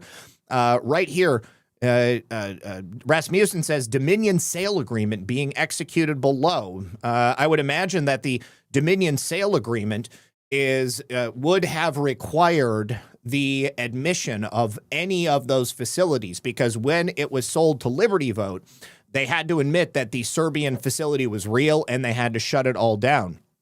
Peter Tickton told us here on the program, one of the last times he was on the show, that the president had put him in charge of working out exactly this problem right here. I mean, the technicalities behind the election fraud machine here in the United States. So John Brennan is in legal jeopardy in a number of different ways. His spot is getting blown up all over the place. We also have this clip here from Just the News and John Solomon reports speaking about the grand jury, and that evidence is now in their hands, which means that they are now actively investigating John Brennan's testimony. Should be pretty easy to say that he lied to Congress. Do you believe that John Brennan is actually going to be indicted by a grand jury on federal crimes? I think they're moving in that direction. Listen, you never know until a grand jury looks at the evidence, but a very important transmission of evidence occurred this week. House Intelligence Committee. This week. This week, on Tuesday. House Intelligence Committee took all of its transcript of all of its conversations with John Brennan and sent them to the grand jury in Miami. The Senate has been asked to do the same thing. And I think the fact that Congress is now officially transmitting evidence to a prosecutor and to a grand jury tells you that they're getting very close to making that decision. The charges that the prosecutors are considering, lying to Congress, that's the 2023 testimony he gave. Okay, so this is the important part. What charges would they actually consider? Obviously lying to Congress. Saying I didn't rely and didn't want the Steele dossier in my bogus assessment. So he would have lied to both the House and the Senate. So there's two different charges possible there. But obstruction of Congress, which is a heavier charge, wow, they're looking at that as well. So okay, now let's take a look. Let's see what is the punishment for obstruction of Congress.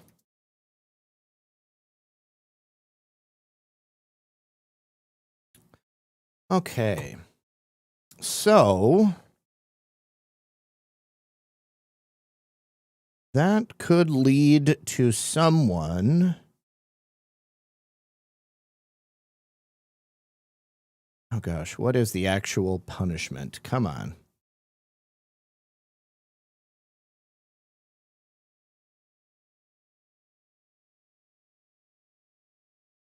Okay, so...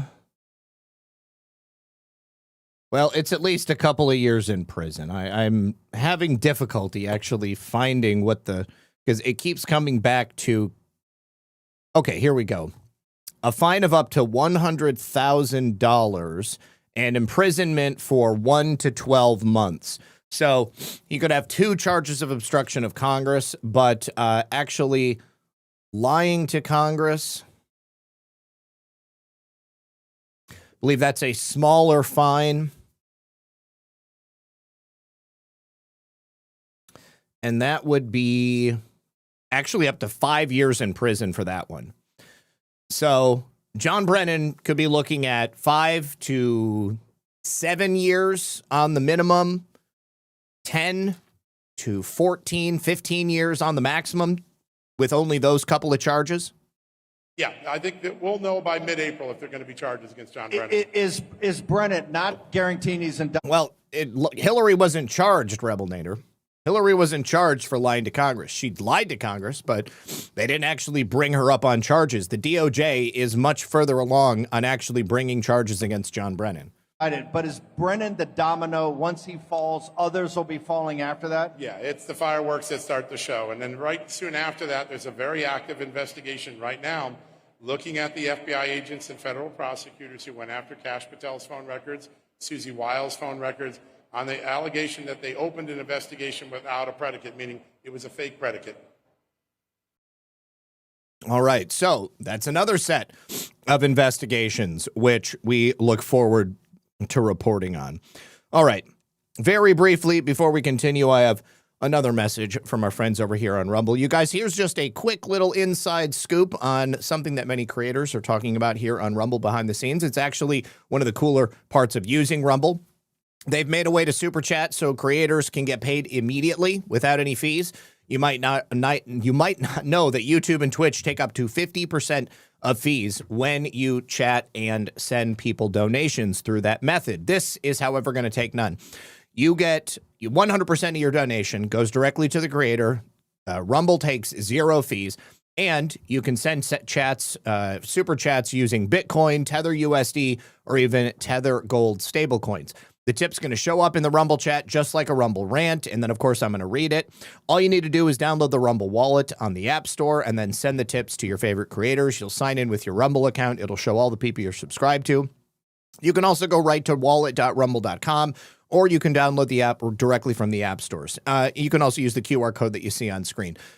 It's a pretty cool way to get rid of the middleman and help out the creator economy, so a big shout out to Rumble for making this disruptive new technology. Thank you very much, Rumble.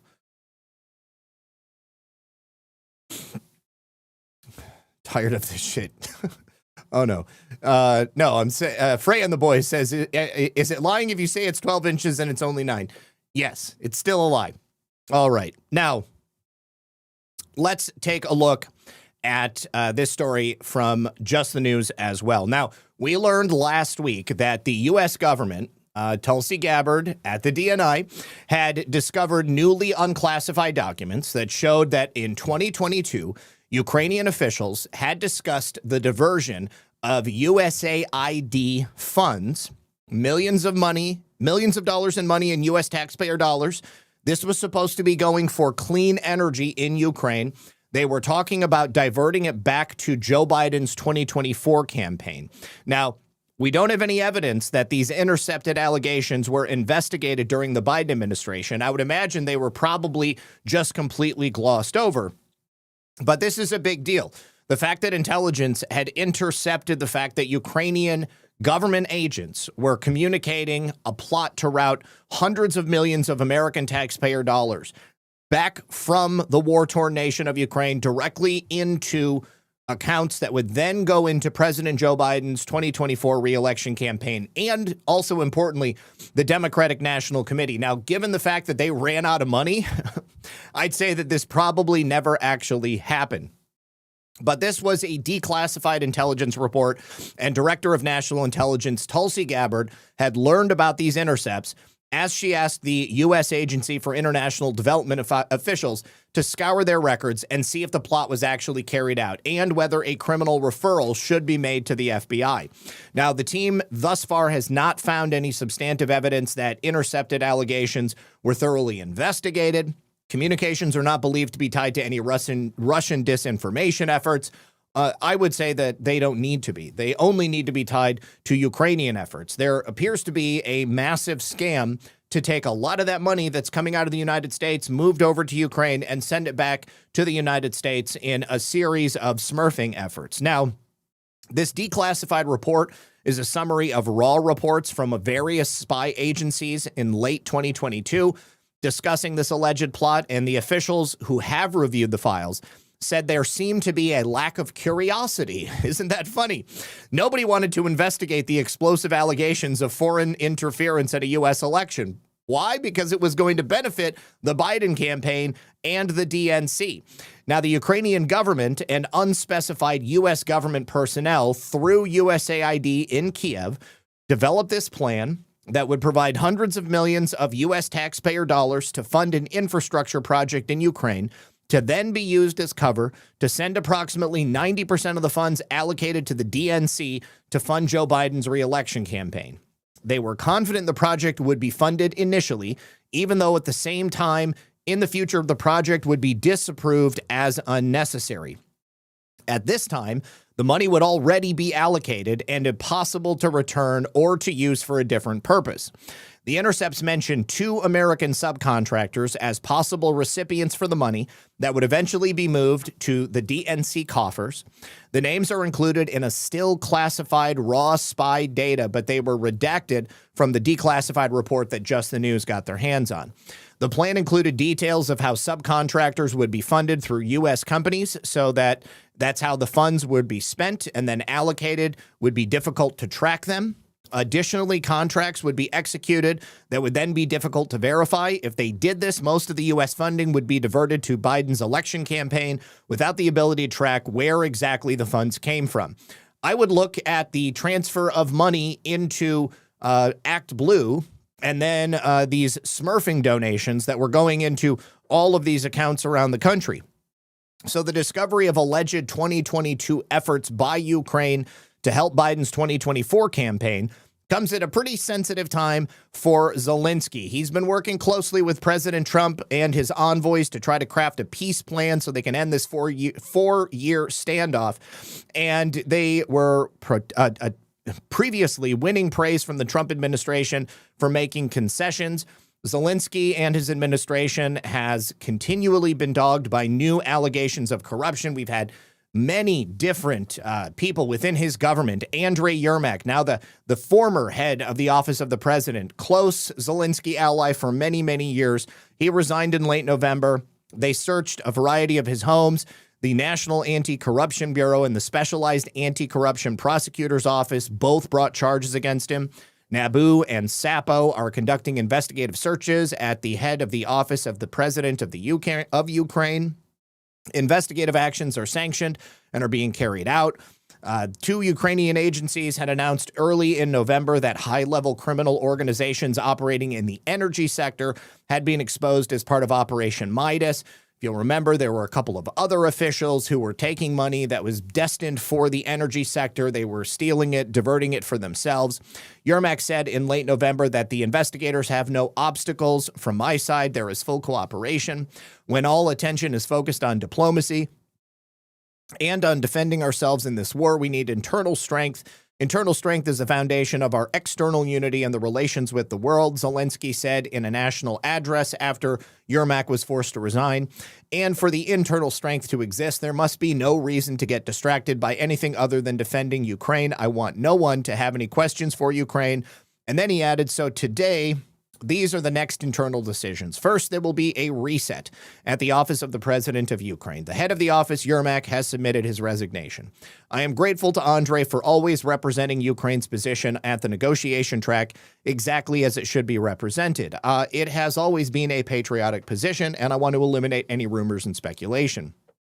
And then, sources close to Zelensky had floated the idea of assisting the Trump DOJ in its investigation of earlier efforts by the Ukrainian oligarch Mykola Zlochevsky. He had attempted to curry favor with the Biden family. He's the guy who hired Hunter Biden as a board member and legal advisor at Burisma back in 2014. We know all about that one.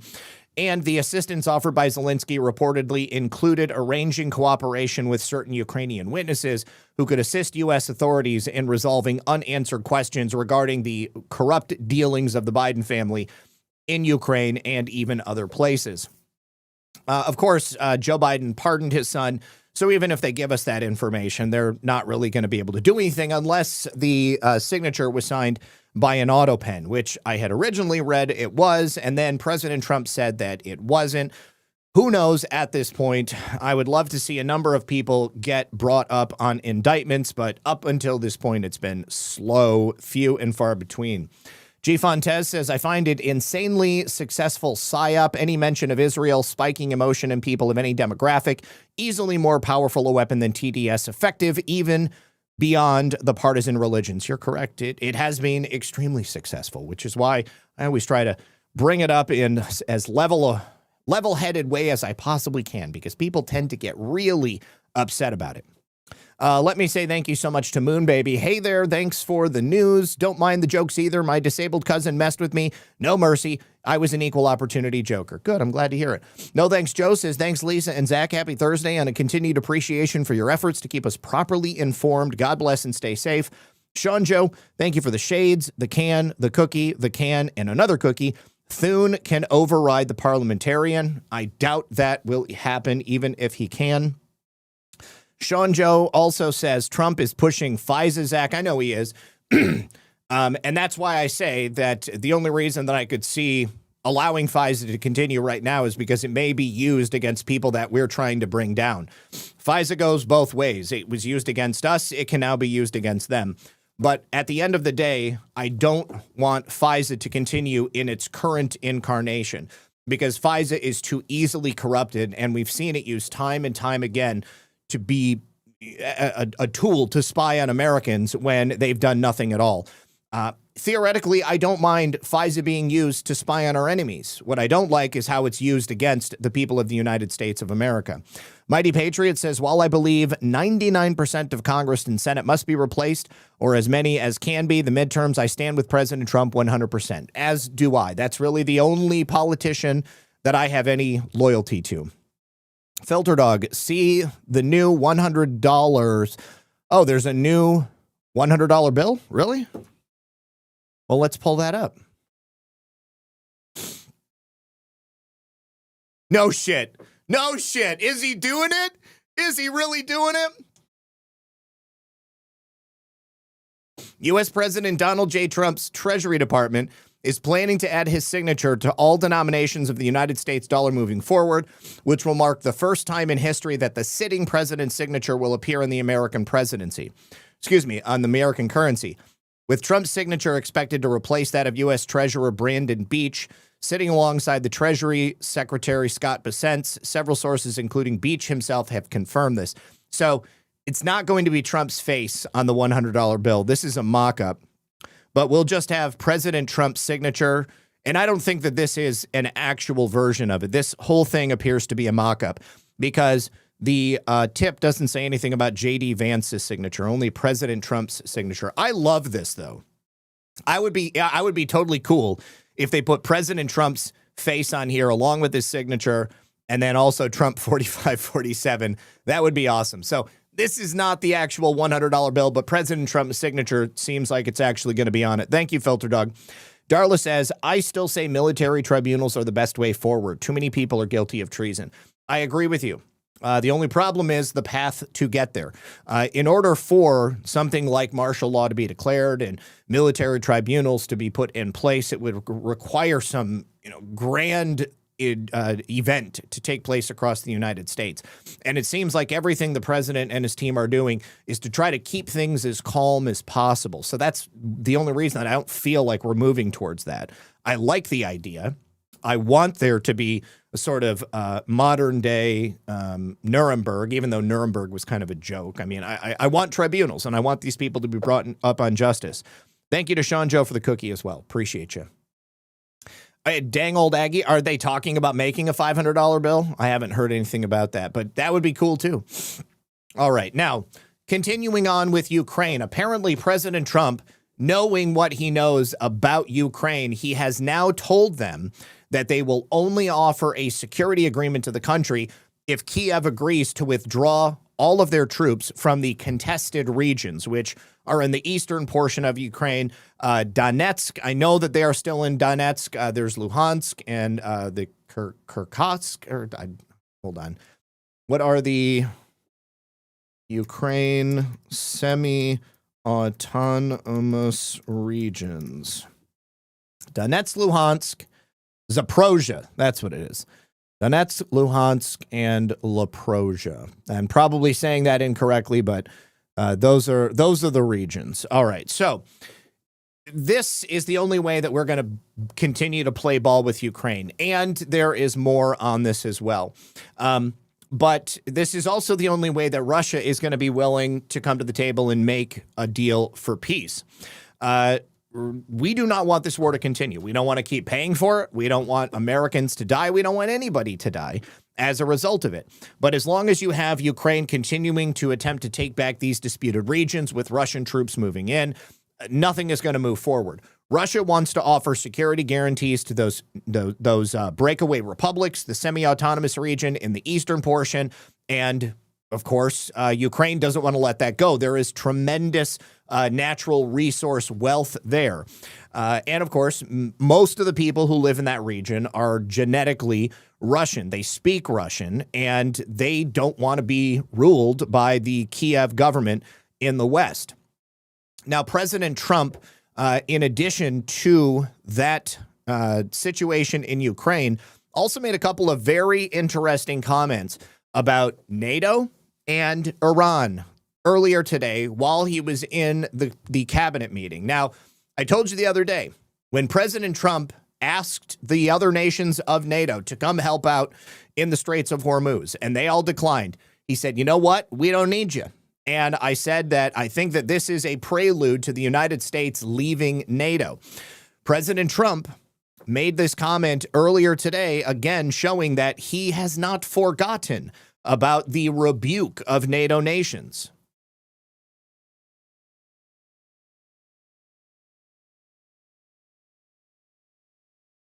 I had to do a little stopover. I call it an excursion.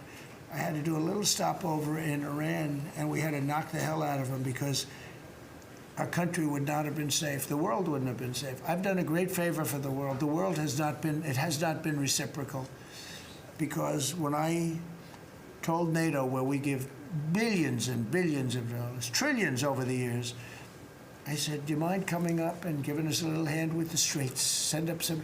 They didn't want to get involved. And I believe that's going to cost them dearly. Thank you very much, everybody. I believe that's going to cost them dearly. And then he just bounces straight out of there. Now, while he was also in that meeting, he admitted that this entire exercise was merely a test, and NATO failed that test. Because this was a test for NATO. This was a test. You can help us. You don't have to, but if you don't have, if you don't do that, we're going to remember. Just remember this in a number of months from now. Remember my statements. They have an expression, a great expression, never forget. Never forget. President Trump is going to pull us out of NATO. I really feel that this is the most likely scenario. So he tested NATO. NATO failed that test. And now there's no reason for us to continue being involved in NATO. Now, he also goes into a little bit more depth right here in this extended segment where he's being asked by members of the press. There's been a report that potentially the U.S. is looking at diverting some munitions, air defenses that were meant for Ukraine to the Middle East. Is there any accuracy to that? Is that something you're considering? Well, I'd have to ask me, but we do that all the time. We have tremendous amounts of ammunition. We have them in other countries, like in Germany and all over Europe. We have, we're packed. And sometimes we take from one and we use for another. We helped Ukraine. Biden started, and he gave $350 billion away. Too much, way too much. And we sell it now to NATO. We sell it to NATO, and they probably give it to Ukraine. Mostly, I think, they give it to Ukraine. But we get paid for everything that we give. We don't give anything anymore. That's a tough situation, that whole Ukraine situation. Very, very tough. We're working very hard on getting that one solved. It doesn't have any impact on us, virtually nothing. In fact, if anything, we sell a lot of equipment for that unfortunate war. 25,000 people died last month, 25,000, mostly soldiers. Some in the towns, but for the most part, soldiers. They're dying. Nobody's seen anything like it since World War II. It's a terrible situation, and hopefully that's going to get settled. I settled 8 wars. And many of them, I think, were more difficult than this one. In theory, they were more difficult, but there's tremendous hatred between President Putin and President Zelensky. Tremendous hatred. I've seen it before, but I've never seen it maybe to this extent. And I think that's calming down a little bit, and I think we have a chance of getting it done. But it doesn't affect us thousands of miles away. That's why when I heard the head of Germany say, this is not our war about Iran, I said, well, Ukraine's not our war. We helped, but Ukraine's not our war. I thought it was a very... Now, yeah, this is the most interesting part. So now 3 separate times, President Trump brought up the fact that we were rebuked by NATO after giving them so much money, after supporting them. We basically run, well, for years, we ran NATO. We've already pulled out of that. We've already pulled out a significant amount of funding and forced all of these nations to make up the difference on the money that they were supposed to be presenting. And when asked, we got involved on behalf of NATO. We have security guarantees as a result of NATO. Those other nations have an obligation to help the United States if we get involved in a conflict. We got involved when it wasn't our war. Instead of giving free stuff now, we are selling it. Now, President Trump doesn't even want to do that. Can you imagine Joe Biden having any knowledge of how many people died on a regular basis in the conflict between Russia and Ukraine? The man never would have known.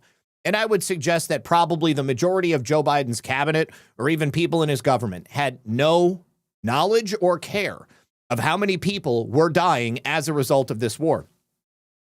So, yes, I think that it is 100% certain that President Trump is going to pull us out of NATO. Inappropriate statement to make, but he made it. You can't erase it. But he felt that way. I said, well, Ukraine. No, the U.S., we provided all. Think about how much bigger we are, how much bigger our military is. We provided a lot of soldiers. We provided the generals to actually operate bases and stuff like that. We were giving the majority of money. NATO, seriously, could not exist without the United States as a driving force behind it. Yeah, the North Atlantic Treaty Organization, which includes the United States and European nations. It's not our war, and it's not, but I would like to see all those young people stop being killed. I mean, they're being killed. It's like a slaughterhouse. What's happening there is horrible. 25,000 on average. Last 2 months ago was 31,000 people died in 1 month, Marco, right? I said, this is getting crazy. It's getting worse. Think of it. 31,000 soldiers, both Russian and Ukraine, died 2 months ago. 25,000 last month. And if I can solve that, it would be a great honor to do it. I wish it could have gone faster. I solved other ones in 1 day. Well, Egyptian princess, over the course of the last year and a half that President Trump has been in office, it's been a gradual pull down. I mean, you can't just pull everything out at once. I know everybody wants, President Trump to snap his fingers and for whatever it is. But we've got a lot of infrastructure. We've got a lot of, people, money. We were running bases. We couldn't just leave things. Everything that President Trump is doing is designed to allow things to continue to exist without total collapse. All right. And, also to stop as many lives from being lost as possible. So you take a look at the cumulative actions that President Trump has taken, and it's getting us closer and closer and closer to making that happen. Now, he just gave us a timeline. He said in the next couple of months, okay, we're closer than we've ever been before. And this is also the first time that President Trump has said this directly, that NATO didn't do what they were supposed to do. And we're not going to forget that. That had been going for 32 years. We stopped one that was starting. It was already started. India and Pakistan, and the Prime Minister of Pakistan, a very fine gentleman, said President Trump solved something that was going to cost 10 million lives. That was going to cost a lot of lives, 2 nuclear nations. And those were complicated, but we got them done quickly. This one is, it's a shame. And the only reason I'm doing it, frankly, is because I want to stop death. I want to stop the death from happening. I think I'm going to go with... Now, see, if President Trump had just pulled everybody out of NATO, imagine what the deep state would have done. likely there would have been a false flag attack, probably committed by elements of the Ukrainian government, along with perhaps a number of other intelligence agencies within NATO. They would have blamed Russia, and then the entire world would have been at war with Russia. It's never as simple as people think that it would be. This is a very delicate and interconnected series of relationships. And President Trump has, in my opinion, done just a fantastic job. Now, right here, Kirill Dmitriev says the end game. The end game. We are in the end game right now. Russia is not a threat like it was during the Cold War. NATO existed because of the communist specter of the USSR. That's not what it is anymore. And if we can bring the conflict to an end in Ukraine, stop the war between Russia and Ukraine, then immediately the process of rebuilding, economic intercooperation. President Trump has basically removed Iran as a threat. Guess what? We've also got knowledge on what Iran sent to us, so we'll go ahead and watch that. But first, I wanted to show you this video that Iran put out. Now, the man who was responsible for closing the Straits of Hormuz, he was like the Iranian IRGC head of their navy. He just got taken out in the last 24 hours, as well as like a whole bunch of IRGC. They got taken out as well. But Iran had put this AI-created video out, and it's a series of groups of people and countries that are aggrieved by the United States over the years. I got to turn this down just a little bit. But you've got Native Americans. You've got Japan, Hiroshima. You've got Vietnam. You've got Yemen. You've got Palestine, Gaza, and you've got Epstein Island. I couldn't believe they did this. You've got a little girl on Epstein Island. You've got Iran.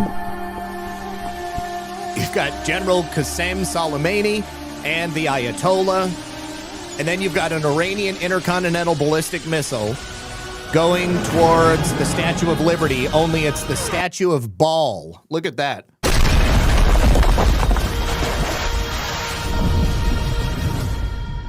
And you've got a Jewish tablet, a Hebrew tablet on the bottom of the ocean. Now, this is, of course, when you think about the Iranian apparatus, okay, I mean, you've got different factions within that. I don't know who's making the AI videos. This was published by RT.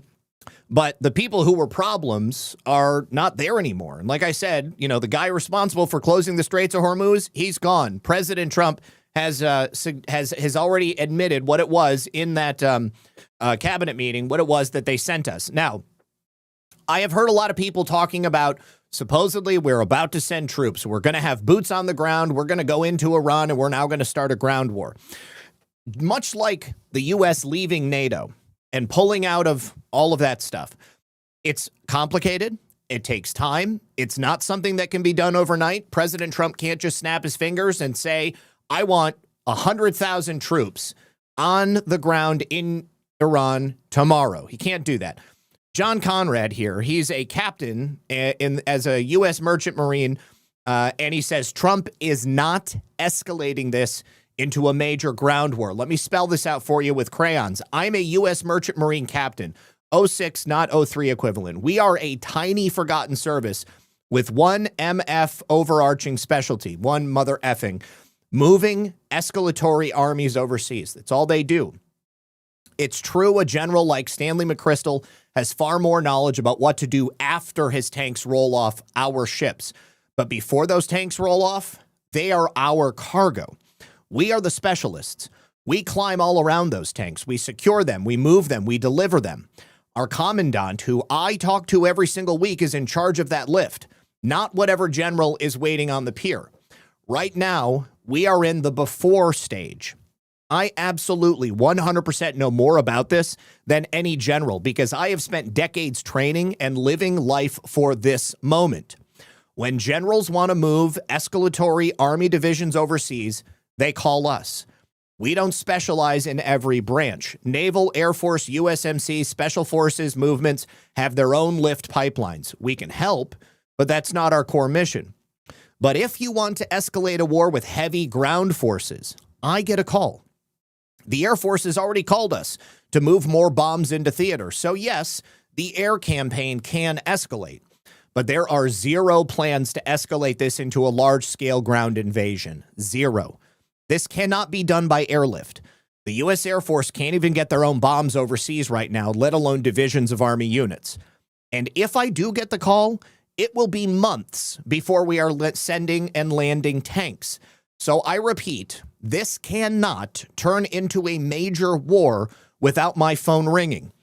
You can send Marines and air assault units without tanks to do raids, but a major landing force like General McChrystal is talking about just is not happening. Not yet, and not for months, if ever. And when it does happen, I'm going to tell you, because you can't move Army divisions in secret. Not since the Army, in a moment of idiocy, sold off its merchant marine preposition fleet last year. All right? So I see people talking, oh my God, President Trump is going to send ground troops in and we're going to have a huge war with Iran. I don't believe that to be the case. I didn't believe it before I read this guy's post on X, but he's somebody with knowledge that would be able to talk about it. Now, here is President Trump telling us what Iran actually sent. We were trying to think about this 2 days ago. You know, what might it have been? It sounded like something physical, the way that President Trump said it. I saw people suggesting maybe it was the routing and banking account numbers for Obama sending the billions of dollars over there. But we already know that that went as pallets of physical cash, so it wouldn't be that. It turns out it was the opening of the Straits of Hormuz, and it was a bunch of oil that was gifted to the United States of America by the leadership in Iran that President Trump and the administration is currently negotiating with. They said to show you the fact that we're real and solid and we're there, we're going to let you have 8 boats of oil, 8 boats, 8 big boats of oil. This was 2 days ago. And they'll sail up tomorrow. That was 3 days ago. And I didn't think much about it. And then I watched the news, and they said, a very good anchor, actually, happened to be Fox. But I watched it, and he said, something's unusual happening. There are 8 boats that are going right up the middle of the Hormuz Strait. 8 big tankers are going loaded up with oil right through. And I said, well, I guess they were right, and they were real. And I think they were Pakistani flagged. Yes. And I said, well, I guess we're dealing with the right people. And actually, they then apologized for something they said, and they said, we're going to send 2 more boats. And it ended up being 10 boats. All right, I hope I haven't screwed up your negotiations, but I thought it was appropriate to say, because I did taunt you the other day by saying they're going to give us a present. So that oil was given to the United States of America. That's immediately going to be brought into the United States, and it's going to be put into our supply.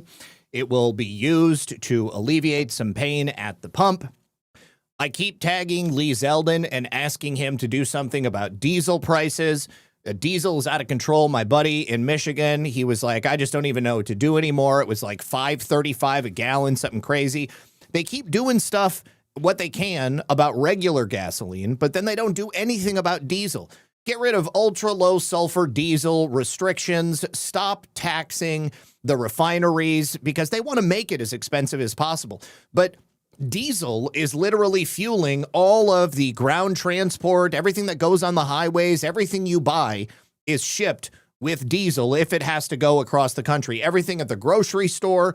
So if they could lower the price on diesel, that would take a tremendous amount of economic stress off of literally the entire country. But think about how many small business owners, like my buddy, he's like a handyman. He does snow clearing. So his truck is a diesel.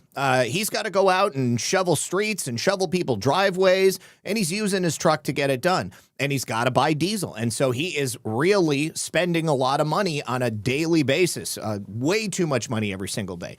So If they could do something about that, I think that they would go a long ways towards helping Americans. But for some reason, they don't ever seem to continue. They don't pay any attention to it. I go back. I remember I used to want a diesel so bad because before the Gulf War, I remember how cheap diesel was. It was like 80 cents a gallon. It was always cheaper than regular gasoline. And then as soon as we go in for the second Gulf War, boom. No, this might have even been the first Gulf War. Yeah, because I was still in high school at the time. The gasoline or diesel just exploded in price. And it was obviously that, but Congress put all of these restrictions on it, trying to make it more clean and making it essentially more difficult for people to produce it. It's also very similar to heating oil. It's not the same thing. It's close, but it's not the same thing. And they just don't make enough of it. So they keep the price as high as they can, which screws over literally everybody here in America. There could be all kinds of other things that we could do. You know, I mean, they could make biodiesel pretty easily. You can basically run a diesel on biodiesel without doing any alterations to the engine. Think about how much trash oil gets thrown out by restaurants all around the country. They could take that and they could end up burning that. There's also a lot of other things that could happen, but that's one thing that they don't do. Now, here is Pete Hegseth talking about a lot of the stuff we blew up in Iran was stuff that was paid for with those Obama pallets of cash. Networks that we know. Many of the Iranian military factories and bases that we're systematically destroying were paid for by the pallets of American cash that Barack Obama flew into Tehran under the Iran deal. You might call it an inconvenient truth. Iran took our money and turned it into weapons and bunkers and ammo. And now we're destroying those weapons, and you're writing, Mr. President, that grievous wrong. And make no mistake, we had to act. And our objectives are clear. No nukes, no Navy, and a complete dismantling of their missile program and defense industrial base. And as Marco pointed out, that mission, and the VP as well, has not changed since day one. Yet, that works. All right, so it's Hussein that gave us the situation that we have right now. Here's another fake news nugget that I need to dispel. After everything that's been taking place in Iran, you had a number of American media outlets like CNN. First of all, they were saying President Trump isn't speaking with anybody in Iran. That's fake news. The president's lying about the negotiations that he's going through. And then also saying that all of the Middle Eastern nations that had previously been aligned with the United States were all no longer going to do business with the United States. They were going to be pulling their money out of all of these hundreds of billions of dollars in infrastructure projects they had previously committed to.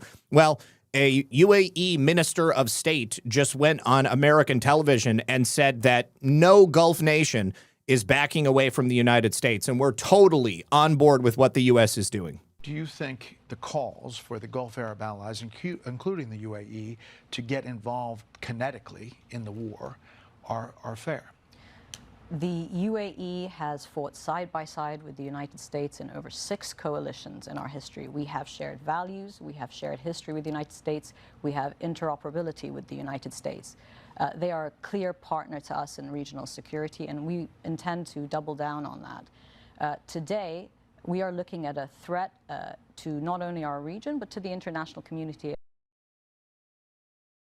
that needs to be stopped in whatever way possible. The UAE is always for a diplomatic off-ramp at the end of that. We need to use diplomacy, but we need to use diplomacy when Iran understands that its behavior as a rogue actor is not acceptable neither to the region nor to the international community. Do you think the calls... All right. Now, what would you say if I told you that they've already started filming Iran the movie? Well, it's not exactly the case. However, somebody has made a pretty awesome trailer for Iran the movie. Take a look. Sir, they're about to go nuclear. How long do we have? They're 2 weeks away. How 2 weeks away are they? Even more 2 weeks away than they were 5 years ago. My God! That's dangerous levels of 2 weeks away. I know.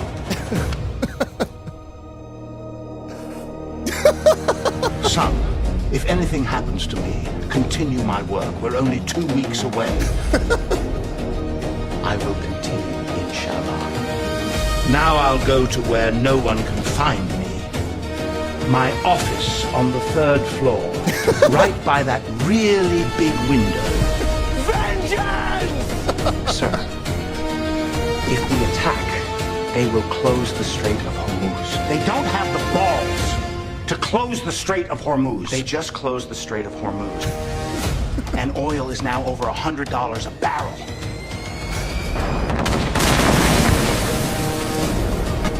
Please keep me out of this. No one likes this war. And I want to be president one day.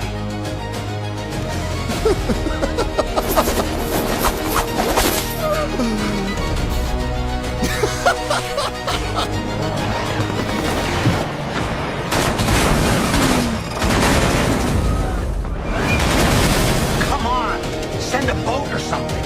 You're the most powerful military. Dame Judi Dench as Keir Starmer. You send your own boats. That was a test. Ha! You fell right into my trap. Now this came out before President Trump said that it was a test. This came out a couple of days beforehand. So it almost makes me wonder if President Trump saw this and then was like, that's actually pretty good. I'm just going to say that at the cabinet meeting.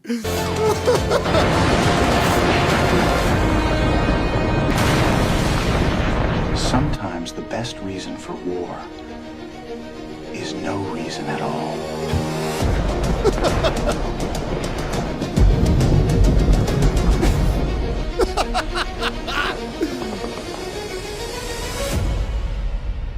Iran war, straight out of Hormuz. So funny, dude. That's central casting, all right there. Oh my gosh.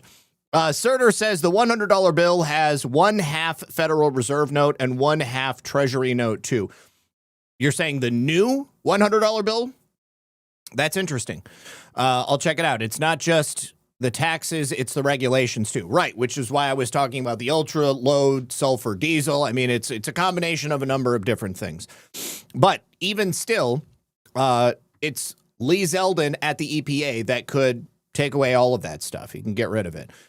All right, now, we also have an unfortunate event that took place at McDill Air Force Base down here in China. Down here in Florida. It's attributed to a set of siblings, brother and sister from China, Alan Zheng and Anne Mary Zheng. They've just been indicted in connection with a possible IED that they planted at McDill Air Force Base. This is the home of CENTCOM and U.S. Special Operations Command. On the 16th of this month, a suspicious package was discovered outside of the Visitor Control Center at the Dale Mabry Gate at McGill, which appeared to have possible energetic materials. Funny way of saying it, could have been a bomb. After they discovered it, the gate and nearby roads were shut down for about 6 to 7 hours. First responders showed up. IUD. Did I say IUD? I meant to say IED. If I said IUD, I meant to say IED. Sorry. The FBI showed up as well. They described it as potentially very deadly, but it never actually exploded. Now, the base raised its threat level to FPCON Charlie. That is the second highest force protection condition, which indicates it was pretty serious. They were taking it seriously. And then on the 26th, which is today, federal prosecutors unsealed the indictments against these two. Allen, who has allegedly fled to China, is the guy accused of planting the device. He faces attempted damage to government property by fire or explosion, unlawful making of a destructive device, possession of an unregistered destructive device, and he is currently believed to be at large in China. His sister is facing charges of accessory after the fact and tampering with the device. So they believe Allen planted it. Then he fled the country. FBI Tampa has arrested his sister, Anne Mary. She's charged with accessory and tampering after. She's accused of hiding or damaging a 2010 Mercedes-Benz to prevent its use in legal proceedings. Now, Kash Patel shared about this on X. He said an IED was placed at McDill, home of CENTCOM and Special Ops. A brother and sister have been indicted. One is in custody for accessory and evidence tampering, and the primary suspect is charged and is at large. The FBI, along with its partners, will continue pursuing all those responsible and ensure those who are responsible are brought to justice no matter where they are. So this is a very interesting situation. It's possible that this Chinese brother and sister, maybe the sister didn't know what the brother was doing ahead of time, only realized after the brother came home and said, I just planted a bomb in an Air Force base. And then he left. But was he doing it on behalf of, his ideology, his status as a Chinese citizen? What exactly was the reasoning? We don't know. It's also going to be interesting to see if China is willing to extradite Allen if they're able to catch him. I mean, it's China. They're heavily surveilled. But I would imagine that the United States is probably going to put some pressure on them. I mean, Kash Patel has already had a series of negotiations with China as a result of the fentanyl trafficking that was coming over here. The other day, there was also another a set of indictments related to chemical precursors coming here into the United States. Hey, would you blow me says, I highly object to explosive IUDs. Yes, definitely. All right. Let me say also thank you to Sir Lurks a lot. Thank you for the 1,300 gold pills, buddy. Thank you to Sean Joe for the cookie, Hogleg71 for the cookie, and to the can. I appreciate you. All right. Okay, now, looking forward to hearing what might be the deal with that. Also, this is interesting here. Just a couple of days before the Iran conflict began, the DOJ actually had charged some Silicon Valley engineers because they had allegedly been sending tech secrets to Tehran. The Department of Justice operation that resulted in the arrests of 3 Iranian-born computer engineers on the virtual eve of Operation Epic Fury has a strange message. So the New York Post reported this on Monday. It was 2 sisters and the husband of one of the women. They were actually arrested in mid-February. This is 10 days before Operation Epic Fury began. They were charged with stealing trade secrets from Google and a number of other Silicon Valley companies. The Justice Department release from February 19th identified the trio as Sorur Gandali, 32, Samana Gandali, 41, and Samana Gandali's husband, Mohammadavajed Khosravi, 40. The Gandali sisters are former Google engineers who went to work at another unidentified tech company, and Khosravi worked at a third tech company, and they apparently operated like trained professionals, so they were likely Iranian spies. As part of the alleged scheme to commit trade secret theft, the defendants used their employment to obtain access to confidential and sensitive information. The defendants then exfiltrated confidential and sensitive documents, including trade secrets related to processor security and cryptography and other technologies, from Google and other technology companies to unauthorized third-party and personal locations, including to work devices associated with each other's employees, and eventually to Iran.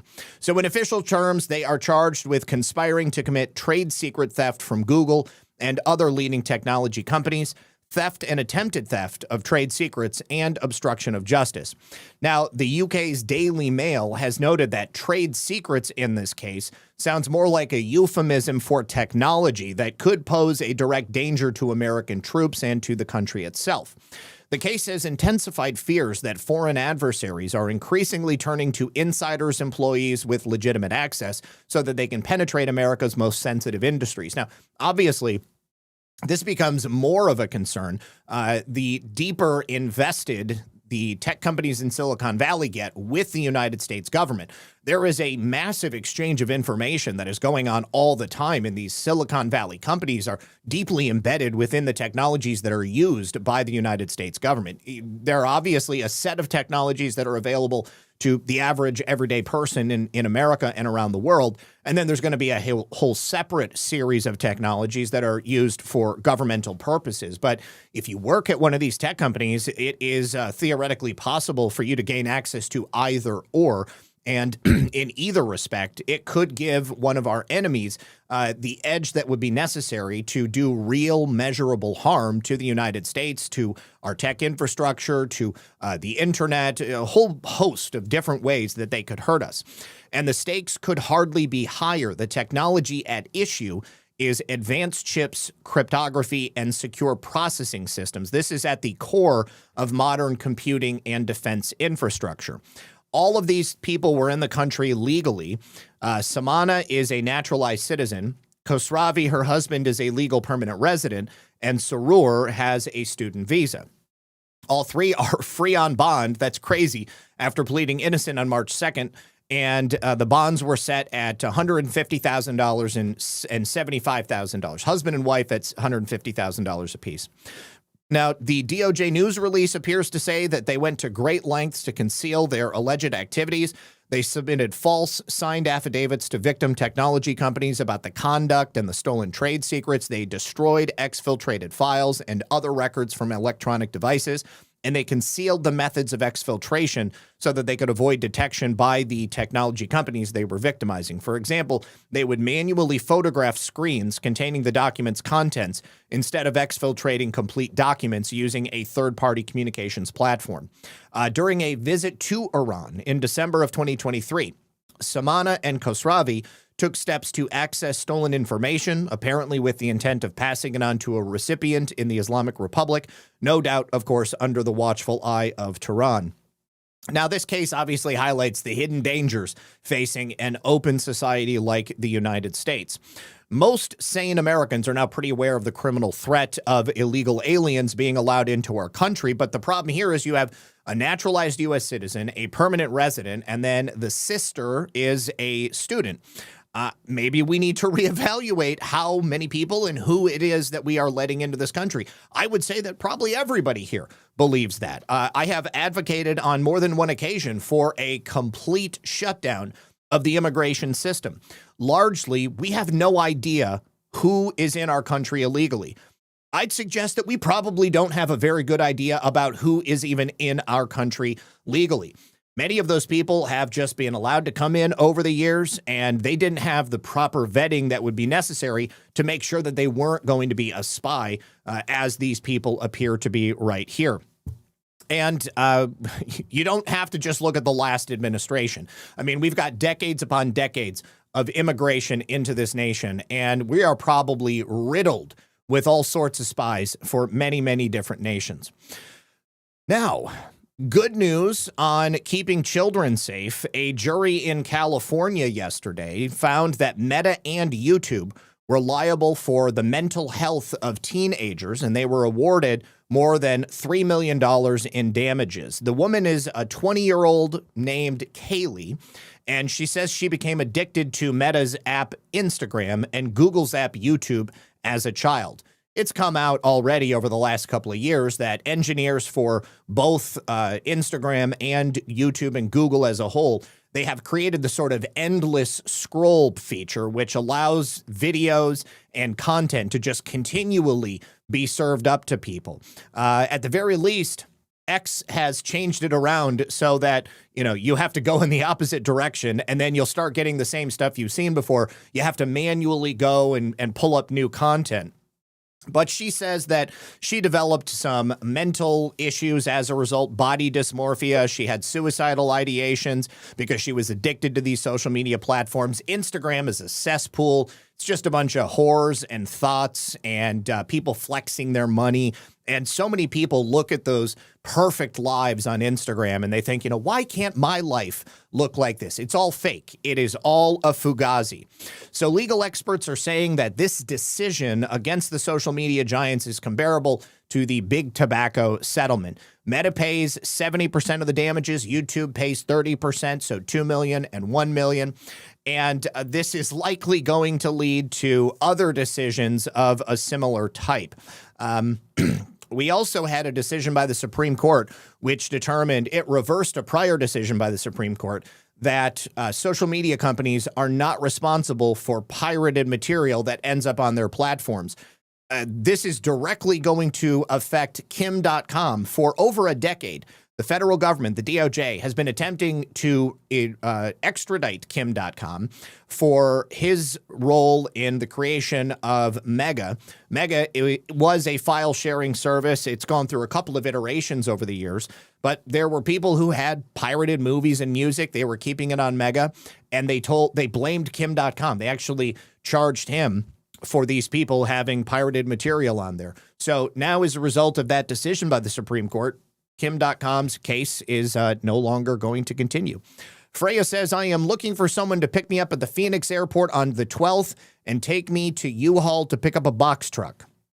Is there anybody here who can help Freya and the boys pick up at Phoenix airport on the 12th of April? You give your information out there so that you can see if anybody can reach out. Thank you to Hogleg71 for the cookie and Sean Joe for the cookie as well. Appreciate you, bud. All right. Now, we had a series of tragic events. We talked about Sheridan Gorman, that poor girl in Illinois that was killed at Loyola by an illegal alien. There was another young woman by the name of Katie Abraham who was also killed by another illegal alien very recently. Both of these guys should not have been in the country, but what's more concerning about it is that besides just coming into the United States of America illegally, they were both riddled with disease. One of them had full-blown AIDS, and it appears the other one is suffering from tuberculosis. And after he was arrested and it was discovered that he had tuberculosis, well, they had to treat him to the tune of nearly $30,000. Katie Abrams' killer, he's the one who is not just an illegal alien, but diagnosed with full-blown AIDS at the time that he came across the border. Who knows if he raped Americans and gave them AIDS? The guy who killed Sheridan, he has tuberculosis. We have to give him medical care now because he's here in the United States. But the problems that these illegal aliens bring are much, much more than simply showing up in the United States and setting up shop and taking jobs from Americans. We have murders. We have, all kinds of sicknesses that are brought in. These are third world peoples bringing in third world sicknesses. Even if you keep yourself healthy, you get exposed to tuberculosis, and it can be a really, really bad situation. All right, now let's take a look at California because James Comer has said that we are preparing for some major actions in California. They are currently probing the Medicaid fraud, and the more they look, the more money they find is missing. California, focusing on allegations of hospice fraud and other wasteful spending of taxpayer dollars. Let's bring in now our House Oversight Committee Chairman, James Comer. Welcome to you, Mr. Chairman. So where is your energy focused here? We're focused solely on hospice fraud in California, specifically in Los Angeles County. A state audit just came out and confirmed that there's at least $3.5 billion in hospice fraud, primarily in one county, Los Angeles County in California. That $3.5 billion price tag represents over 10% of the total bill for the federal government for hospice in all 50 states, in every city. Over 10% of all of it is going just to Los Angeles County. Good God. And every state in America. So the red flags are there that there was rampant fraud. There's a whistleblower that's come forward that alleges that Gavin Newsom knew about this. This is a very similar scenario to what we had in Minnesota. So we're moving our investigation after Minnesota into California. All right. Now, for anybody thinking that nothing is happening, I just once again want to highlight the work of Nick Shirley. He went to Minnesota, blew the lid off of it, and there is major movement there.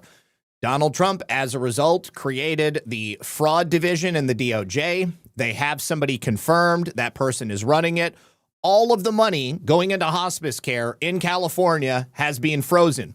70 plus hospice care providers have been suspended indefinitely, which means there is no more money that's going to go to them. And as James Comer just said, they have a whistleblower who has come forward and is now set to testify to the fact that Gavin Newsom was aware of this. Here is James Comer speaking on the House floor earlier today.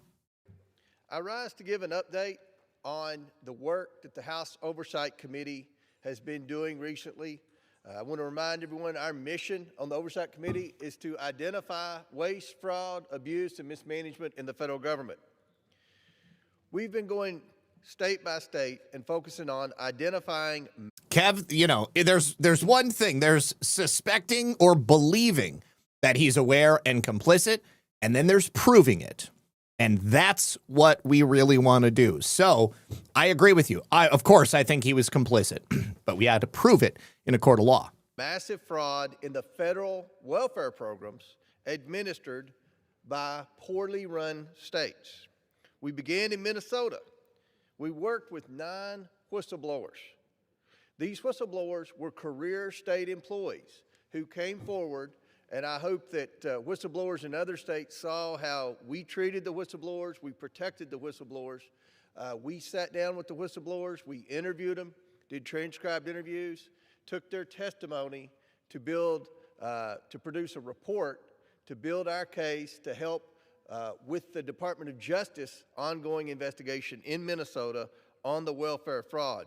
What we concluded after bringing in people who were the state employees in Minnesota who have been ringing the bell on fraud there for many years, we concluded that both Attorney General Keith Ellison and Minnesota Governor Tim Walz knew about the massive amounts of fraud in the welfare programs in Minnesota, yet did nothing about it, and in some instances retaliated against the state employees who did the right thing and came forward. Now we've moved our investigation. Now, let me also remind you, both Keith Ellison and Governor Tim Walz have been referred to the Department of Justice for criminal prosecution. That is the best thing that we could hope for, is to have these guys actually charged for whatever role they played. Either complicit, knowledge, retaliation against whistleblowers, you know, being personally responsible for this waste of money. In California, we've got whistleblowers stating the exact same thing. I'm sensing that Governor Gavin Newsom will also be criminally referred. Into California, and we're focusing on a massive hospice fraud scheme. Hospice, of all things. One program I think every member of Congress supports. Hospice, who we call in our deepest, darkest times of need. We've zeroed in on one particular area. Oh, I just saw Palin Republican says, need prayers. My hubby and I are in the ER. He's getting a CAT scan to see if a kidney stone will pass on its own. Very painful. Please keep her husband in your prayers, you guys. Oh, man, I've had friends that had to deal with kidney stones before. I know how painful that can be. It's awful. In California, Los Angeles County, a recent audit revealed that over $3.5 billion in hospice fraud, primarily in one county, Los Angeles County. What we found in Los Angeles County is that 18% of the total bill for the federal government for hospice in America went to one county. You had thousands. Sounds like they've updated their math since yesterday. Over 10% yesterday. Now we're saying 18%. That's almost 20% of the entire bill. There's no way that this is going to go anywhere but criminal indictments. Now, again, the good news is that the agency that will be taking care of that, actually handling the indictments and the prosecution, is the new fraud-focused division. That is the only thing they're going to be working on. So I'm expecting to see movements on that very, very quickly. Now, someone had asked, where is our boy Nick? Nick Shirley is in California right now. He was doing interviews with people on the street, and he ran into somebody who gave a full-throated endorsement of Governor Gavin Newsom. Why? Because this guy's a murderer, and Gavin Newsom freed him to get back out onto the street. Let's vote for Gavin Newsom in 2028. I vote for him because he got me released from coming home from a life sentence. Really? Yeah. Now, first of all, don't you lose your right to vote when you become a felon and you go to prison for the rest of your life for freaking murder? Wow. Yep. So he didn't hold me back. He didn't hold me back. He signed off saying I'm fit for society. So yes, I would vote for Gavin Newsom. I would probably vote for Gavin Newsom too if I were you. And what'd he do for you then? Or like, what were you locked up for? If you don't mind me asking. I was locked up for murder, carjacking, and robbery. How? Wow, murder, carjacking, and robbery. That's who Gavin Newsom is setting free. All right. Now, also, for anybody wondering about what Attorney General Ken Paxton is doing or can do related to the infiltration of Muslim settlements and the cities and stuff, he's already done a couple of things, stopping them in their tracks from being built. Of course, you know, he can't stop somebody if they bought land and they're going to put up some type of a community. He has to work within a certain framework.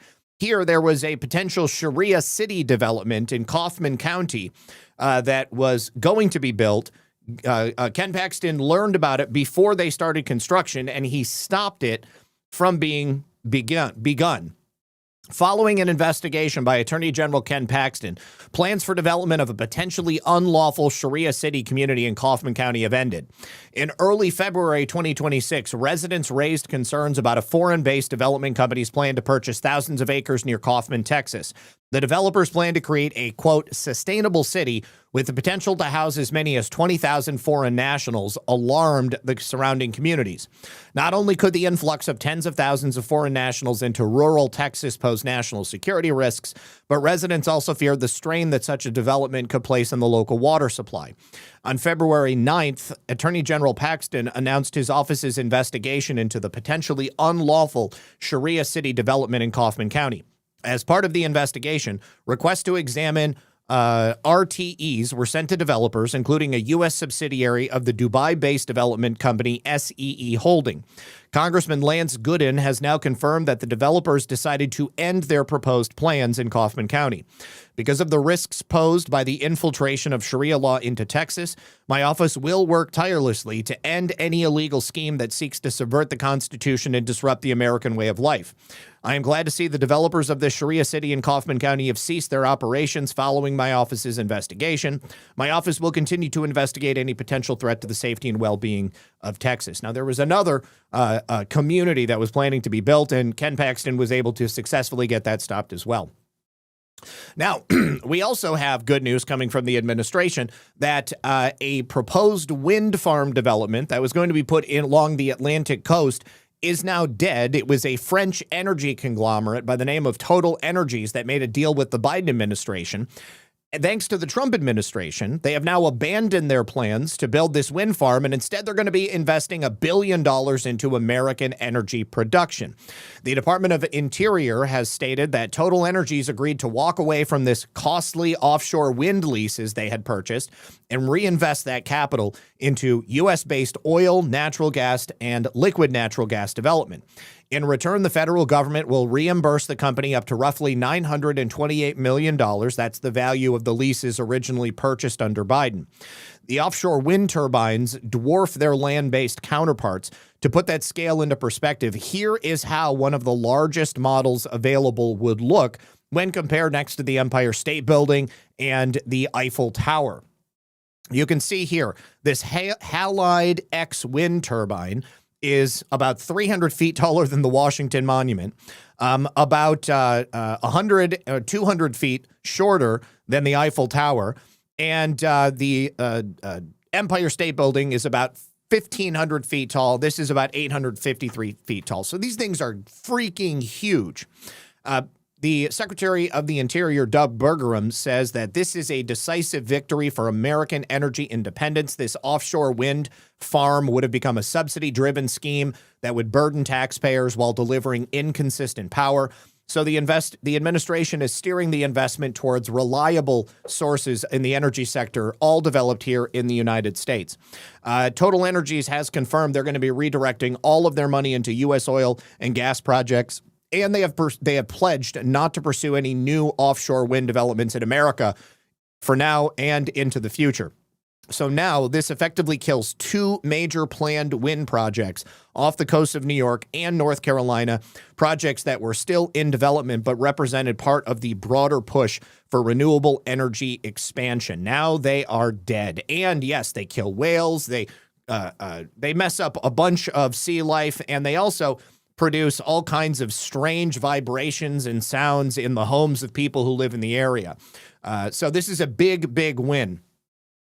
All right, now a couple of new things related to Jeffrey Epstein. It appears that Jeffrey Epstein, during the 9/11 investigations, was working along with the ruling Saudi government at that time to stop 9/11 families from getting information and seeking truth about what Saudi Arabia may have had to do with 9/11. This is interesting because if you'll remember, Jeffrey Epstein had a Saudi Arabian passport when they raided his home in New York, and it was under an assumed name. It wasn't his name. It was a fake name. And that might explain how it was that he was able to get it. Now, also, Anna Paulina Luna says that former deputy director of the FBI under Biden, Paul Abate, destroyed evidence related to Jeffrey Epstein in order to protect the Clintons. Now, I've said this on a number of occasions, but the information that has been released, in my opinion, is in no way complete. The deep state has had multiple administrations under which to not only hide evidence, but also to destroy evidence that would be most damaging to the people that you in the audience most want to see brought to justice. People have been concerned. They've been upset. They blamed Kash Patel and Dan Bongino for saying that the evidence we thought should be there wasn't there when they came in. The truth of the matter is, in my opinion, all of that stuff would have been destroyed before the people who could do anything about it would have come in. So let's take a listen. Again, Fox News reported on this when we found out about it over a year and a half ago, but under the former deputy director of the FBI, allegedly there was destruction of evidence, and as you saw, there was never a complete actual investigation done on this. So I think that at best we're still dealing with partial facts here. Right, we say destruction of evidence. Was that an inside job? Was that a hack? Refresh my memory. Well, so there was a hack that took place, and that was separate from the alleged destruction of evidence. The alleged destruction of evidence took place under, again, the former deputy director of the FBI, and I do believe that that was an inside job. And I say that because if you look at how this entire case was handled from the beginning, you can see, and you can talk to the victims, that it did appear that, A, powerful people were given special treatment, but also, two, that as soon as they could, Democrats, knowing that Jeffrey Epstein did have a close connection and proximity to the Clintons, etc., it was not in their invested interest at releasing any of this information, which is why they had actually worked against the victims in actually giving them the information. And so, look, this is information that I documented early on. I passed this information to the FBI, and again, you see that there was a massive hack done as well on the New York station, where allegedly terabytes or massive amounts of information were deleted. So that's a problem, right? Yeah, tell me the... So yeah, even more information deleted in a supposed hack. What type of a hacker would be able to get into a super secure system like the FBI in New York, which also just happens to be right around the Southern District of New York, where, of course, Maureen Comey was working and hiding information. Now, we also got testimony from a couple of people that were very close to Jeffrey Epstein in the last couple of days. I have one brief clip here from Darren Indyke. He was Jeffrey Epstein's lawyer. The other person to testify was his accountant. Darren Indyke claimed in his testimony that he had no personal connection with Jeffrey Epstein, but he actually knew the guy for 30 years. He was his lawyer for 30 years, and he also made Jeffrey Epstein the godfather to his children. Now, I don't know about you guys, but I'm not making people godfather or godmother to my children that I don't know really well. Is it true that you made Mr. Epstein a godfather of your children? Yes, it was an honorary appellation. I had no expectation because I didn't have that kind of relationship with him, but I wanted to show gratitude, do something to show gratitude for how he helped my wife and I have our children. And is it true that you... So what, did he pay for, what do you call it, IVF or something? Let's see. Carrie 1111 says, can only catch you live occasionally. Absolutely love when we can. Thank you, Carrie. To you and whomever is watching with you. I appreciate it. Yeah, very gross. Very, very gross. All right. And I think we'll end with this. This is good news for products that are made in the United States of America. RFK at the HHS and Ag Secretary Brooke Rollins have announced brand new conditions and labeling for products that are made here in the United States of America. This will be attached to meat. I would imagine it's going to be rolling out to other food sources as well. This is in addition to their efforts to highlight natural, whole foods, things that are not adulterated, filled with chemicals. I also saw that I think it's Frito-Lay's, whatever company makes like Cheetos and Doritos, they have already started producing chips and snacks that are not made with any artificial flavors or colorings, no chemicals. And those are not things I eat, but I saw somebody doing a taste test of them. And apparently they're much better than the ones that are commercially available with all of the chemicals and the fake colorings in them. So here we go. You will now know when the meat you're buying is here, made in the United States of America. It means a standard. An American standard. Here. Raised here. Processed here. It means the healthiest food for a healthier future. If you're going to use the American flag, it better be American. From start to finish, supporting American farmers, ranchers, and producers. This is what America looks like. Built on grit, backed by the people who live it. From generation to generation. There's no faking the standard. Because when you see this label, it means exactly what it says. Born here, raised here, processed here, from the land of the free. Product of USA. Amen. So I think that this is something that people have been asking for a very long time. You know, there are things that will say that they're a product of the United States, but then you do a little digging and you find that the beef is from Brazil or it's from some other country. They just ship the beef here and then it gets processed in an American plant. Now it has to be from the time that calf is born until the time that it ends up on your plate. It is now going to be officially made in the USA. All right, before we finalize with any last thank yous that I need to give, I have one more message from our friends over here on Rumble. And you guys, if you have not yet tried 1775 coffee, I want to urge you to give it a shot. They have some of those starter kits available. In those starter kits, you get their bold dark roast, their smooth medium roast, their vitality mushroom coffee that gives you clean energy and laser focus with no crash. It's all made from single origin, small batch toxin, and mold-free beans, the highest quality you can get. You're not going to get that many places. Plus, you're also going to get a free gold spoon clip, a free strong frother, and a free black 1775 tumbler. It's $170 worth of coffee and gear, and it's all yours for $99. This is for the people who have been watching 1775 blow up on Rumble and wondering if it's actually worth it. It truly is, and to find out for yourself, you can go to 1775coffee.com/studio and grab one of those starter kits before they're gone. Bold beans, clean fuel, and a morning routine that stands for something just like Rumble does. Thank you very much to the good folks at Rumble. Also, thank you so much to Sean Joe for the cookie. Thank you to Darla, who says, so arrest them on suspicion of theft and crimes. Let them sit behind bars pending investigation leading to trial and conviction. Here's the thing is that we can't just arrest people on suspicion unless they are caught in the midst of committing a crime. With the crimes that these types of people are committing, unfortunately, in order to arrest them, if we're talking about people within government, they got to be caught red-handed and then they have to be indicted. There has to be like a whole process that they go through. I understand. I want it to happen as well. But this is the system that we were given because we grew up here. And unfortunately, that's the way that it is. All right. Thank you to Sean Joe for the cookie as well. I appreciate you. All right, guys. Well, thank you very much for being here. We're going to go ahead and close it out. Before we do, let me just remind you finally about my friends and the final sponsors of the program. It's going to be my good friends. You're going to find the link below, onenessdrops.com/redpill78. This is where you get chlorine dioxide water purification kits. Water is life. You can only live for maybe 72 hours without water. You can go quite a while without food, but without water, you're not going to last very long. And if something happens to your water supply, you're going to need to make clean, fresh, potable drinking water.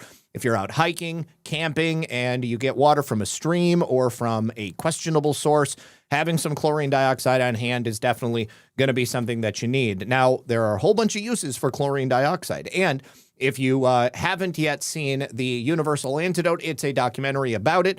I did an interview many years ago with the creator of that documentary, and there is a whole bunch of info that you can find out there. They also offer other products like their mullein extract for lung health, their soursop extract for cellular regeneration, their DMSO, which is a solvent that you apply to the skin for injury. It actually helps blood supply in areas where you're injured and will speed up those sorts of healing processes. It's great stuff. I use it on a regular basis. And also, if you want to get the best deal, you use my code REDPILL78 to get 15% off, and you can even use that on top of their bundles, which give you additional discounts. They also have HCl drops for digestive support, so check them out. They are a great sponsor, onenessdrops.com/RedPill78. Also, my good friend Mike Lindell over at MyPillow.com. Using the code RP78, you can get up to 80% off of his amazing American-made products. You're also going to be supporting his run for governor in the state of Minnesota. Mike Lindell has been a champion for election security for many years. I would love nothing more than to see him be successful in becoming the governor of Minnesota. Also, my good friend Jordan over at ConsciousStrength.net. Using the code REDPILL78, you can get 10% off of all of his products there. Or is it 15%? Actually, 15% over at ConsciousStrength.net. This is where I get my methylene blue. Also, we take the green energy drinks, and they have collagen there as well. They have the Parasite Cleanse, which is to get rid of parasites. And they offer a bunch of products, including Zeolite, which is, of course, good to chelate and get rid of all the junk in your system. Oregano oil, I use that anytime I start feeling a cold coming on. Also, my friends over at rncstore.com, use the code RP78, and you will save 10% off of their apricot products, whether it's the bitter raw apricot seeds or the apricot meal or the B17 Laetrile, which is, of course, the refined version in a pill form. And if you don't know what B17 is good for, you can check that out online as well. And that will be all. We'll go ahead and end it there. So thank you for being here. Good luck. God bless. I have a great conspiracy coming up next week. I'm already working on it for Baseless Conspiracies. And then, yeah, I'll be live tomorrow right here, 5 p.m. on Red Pill News Live. Till then, peace.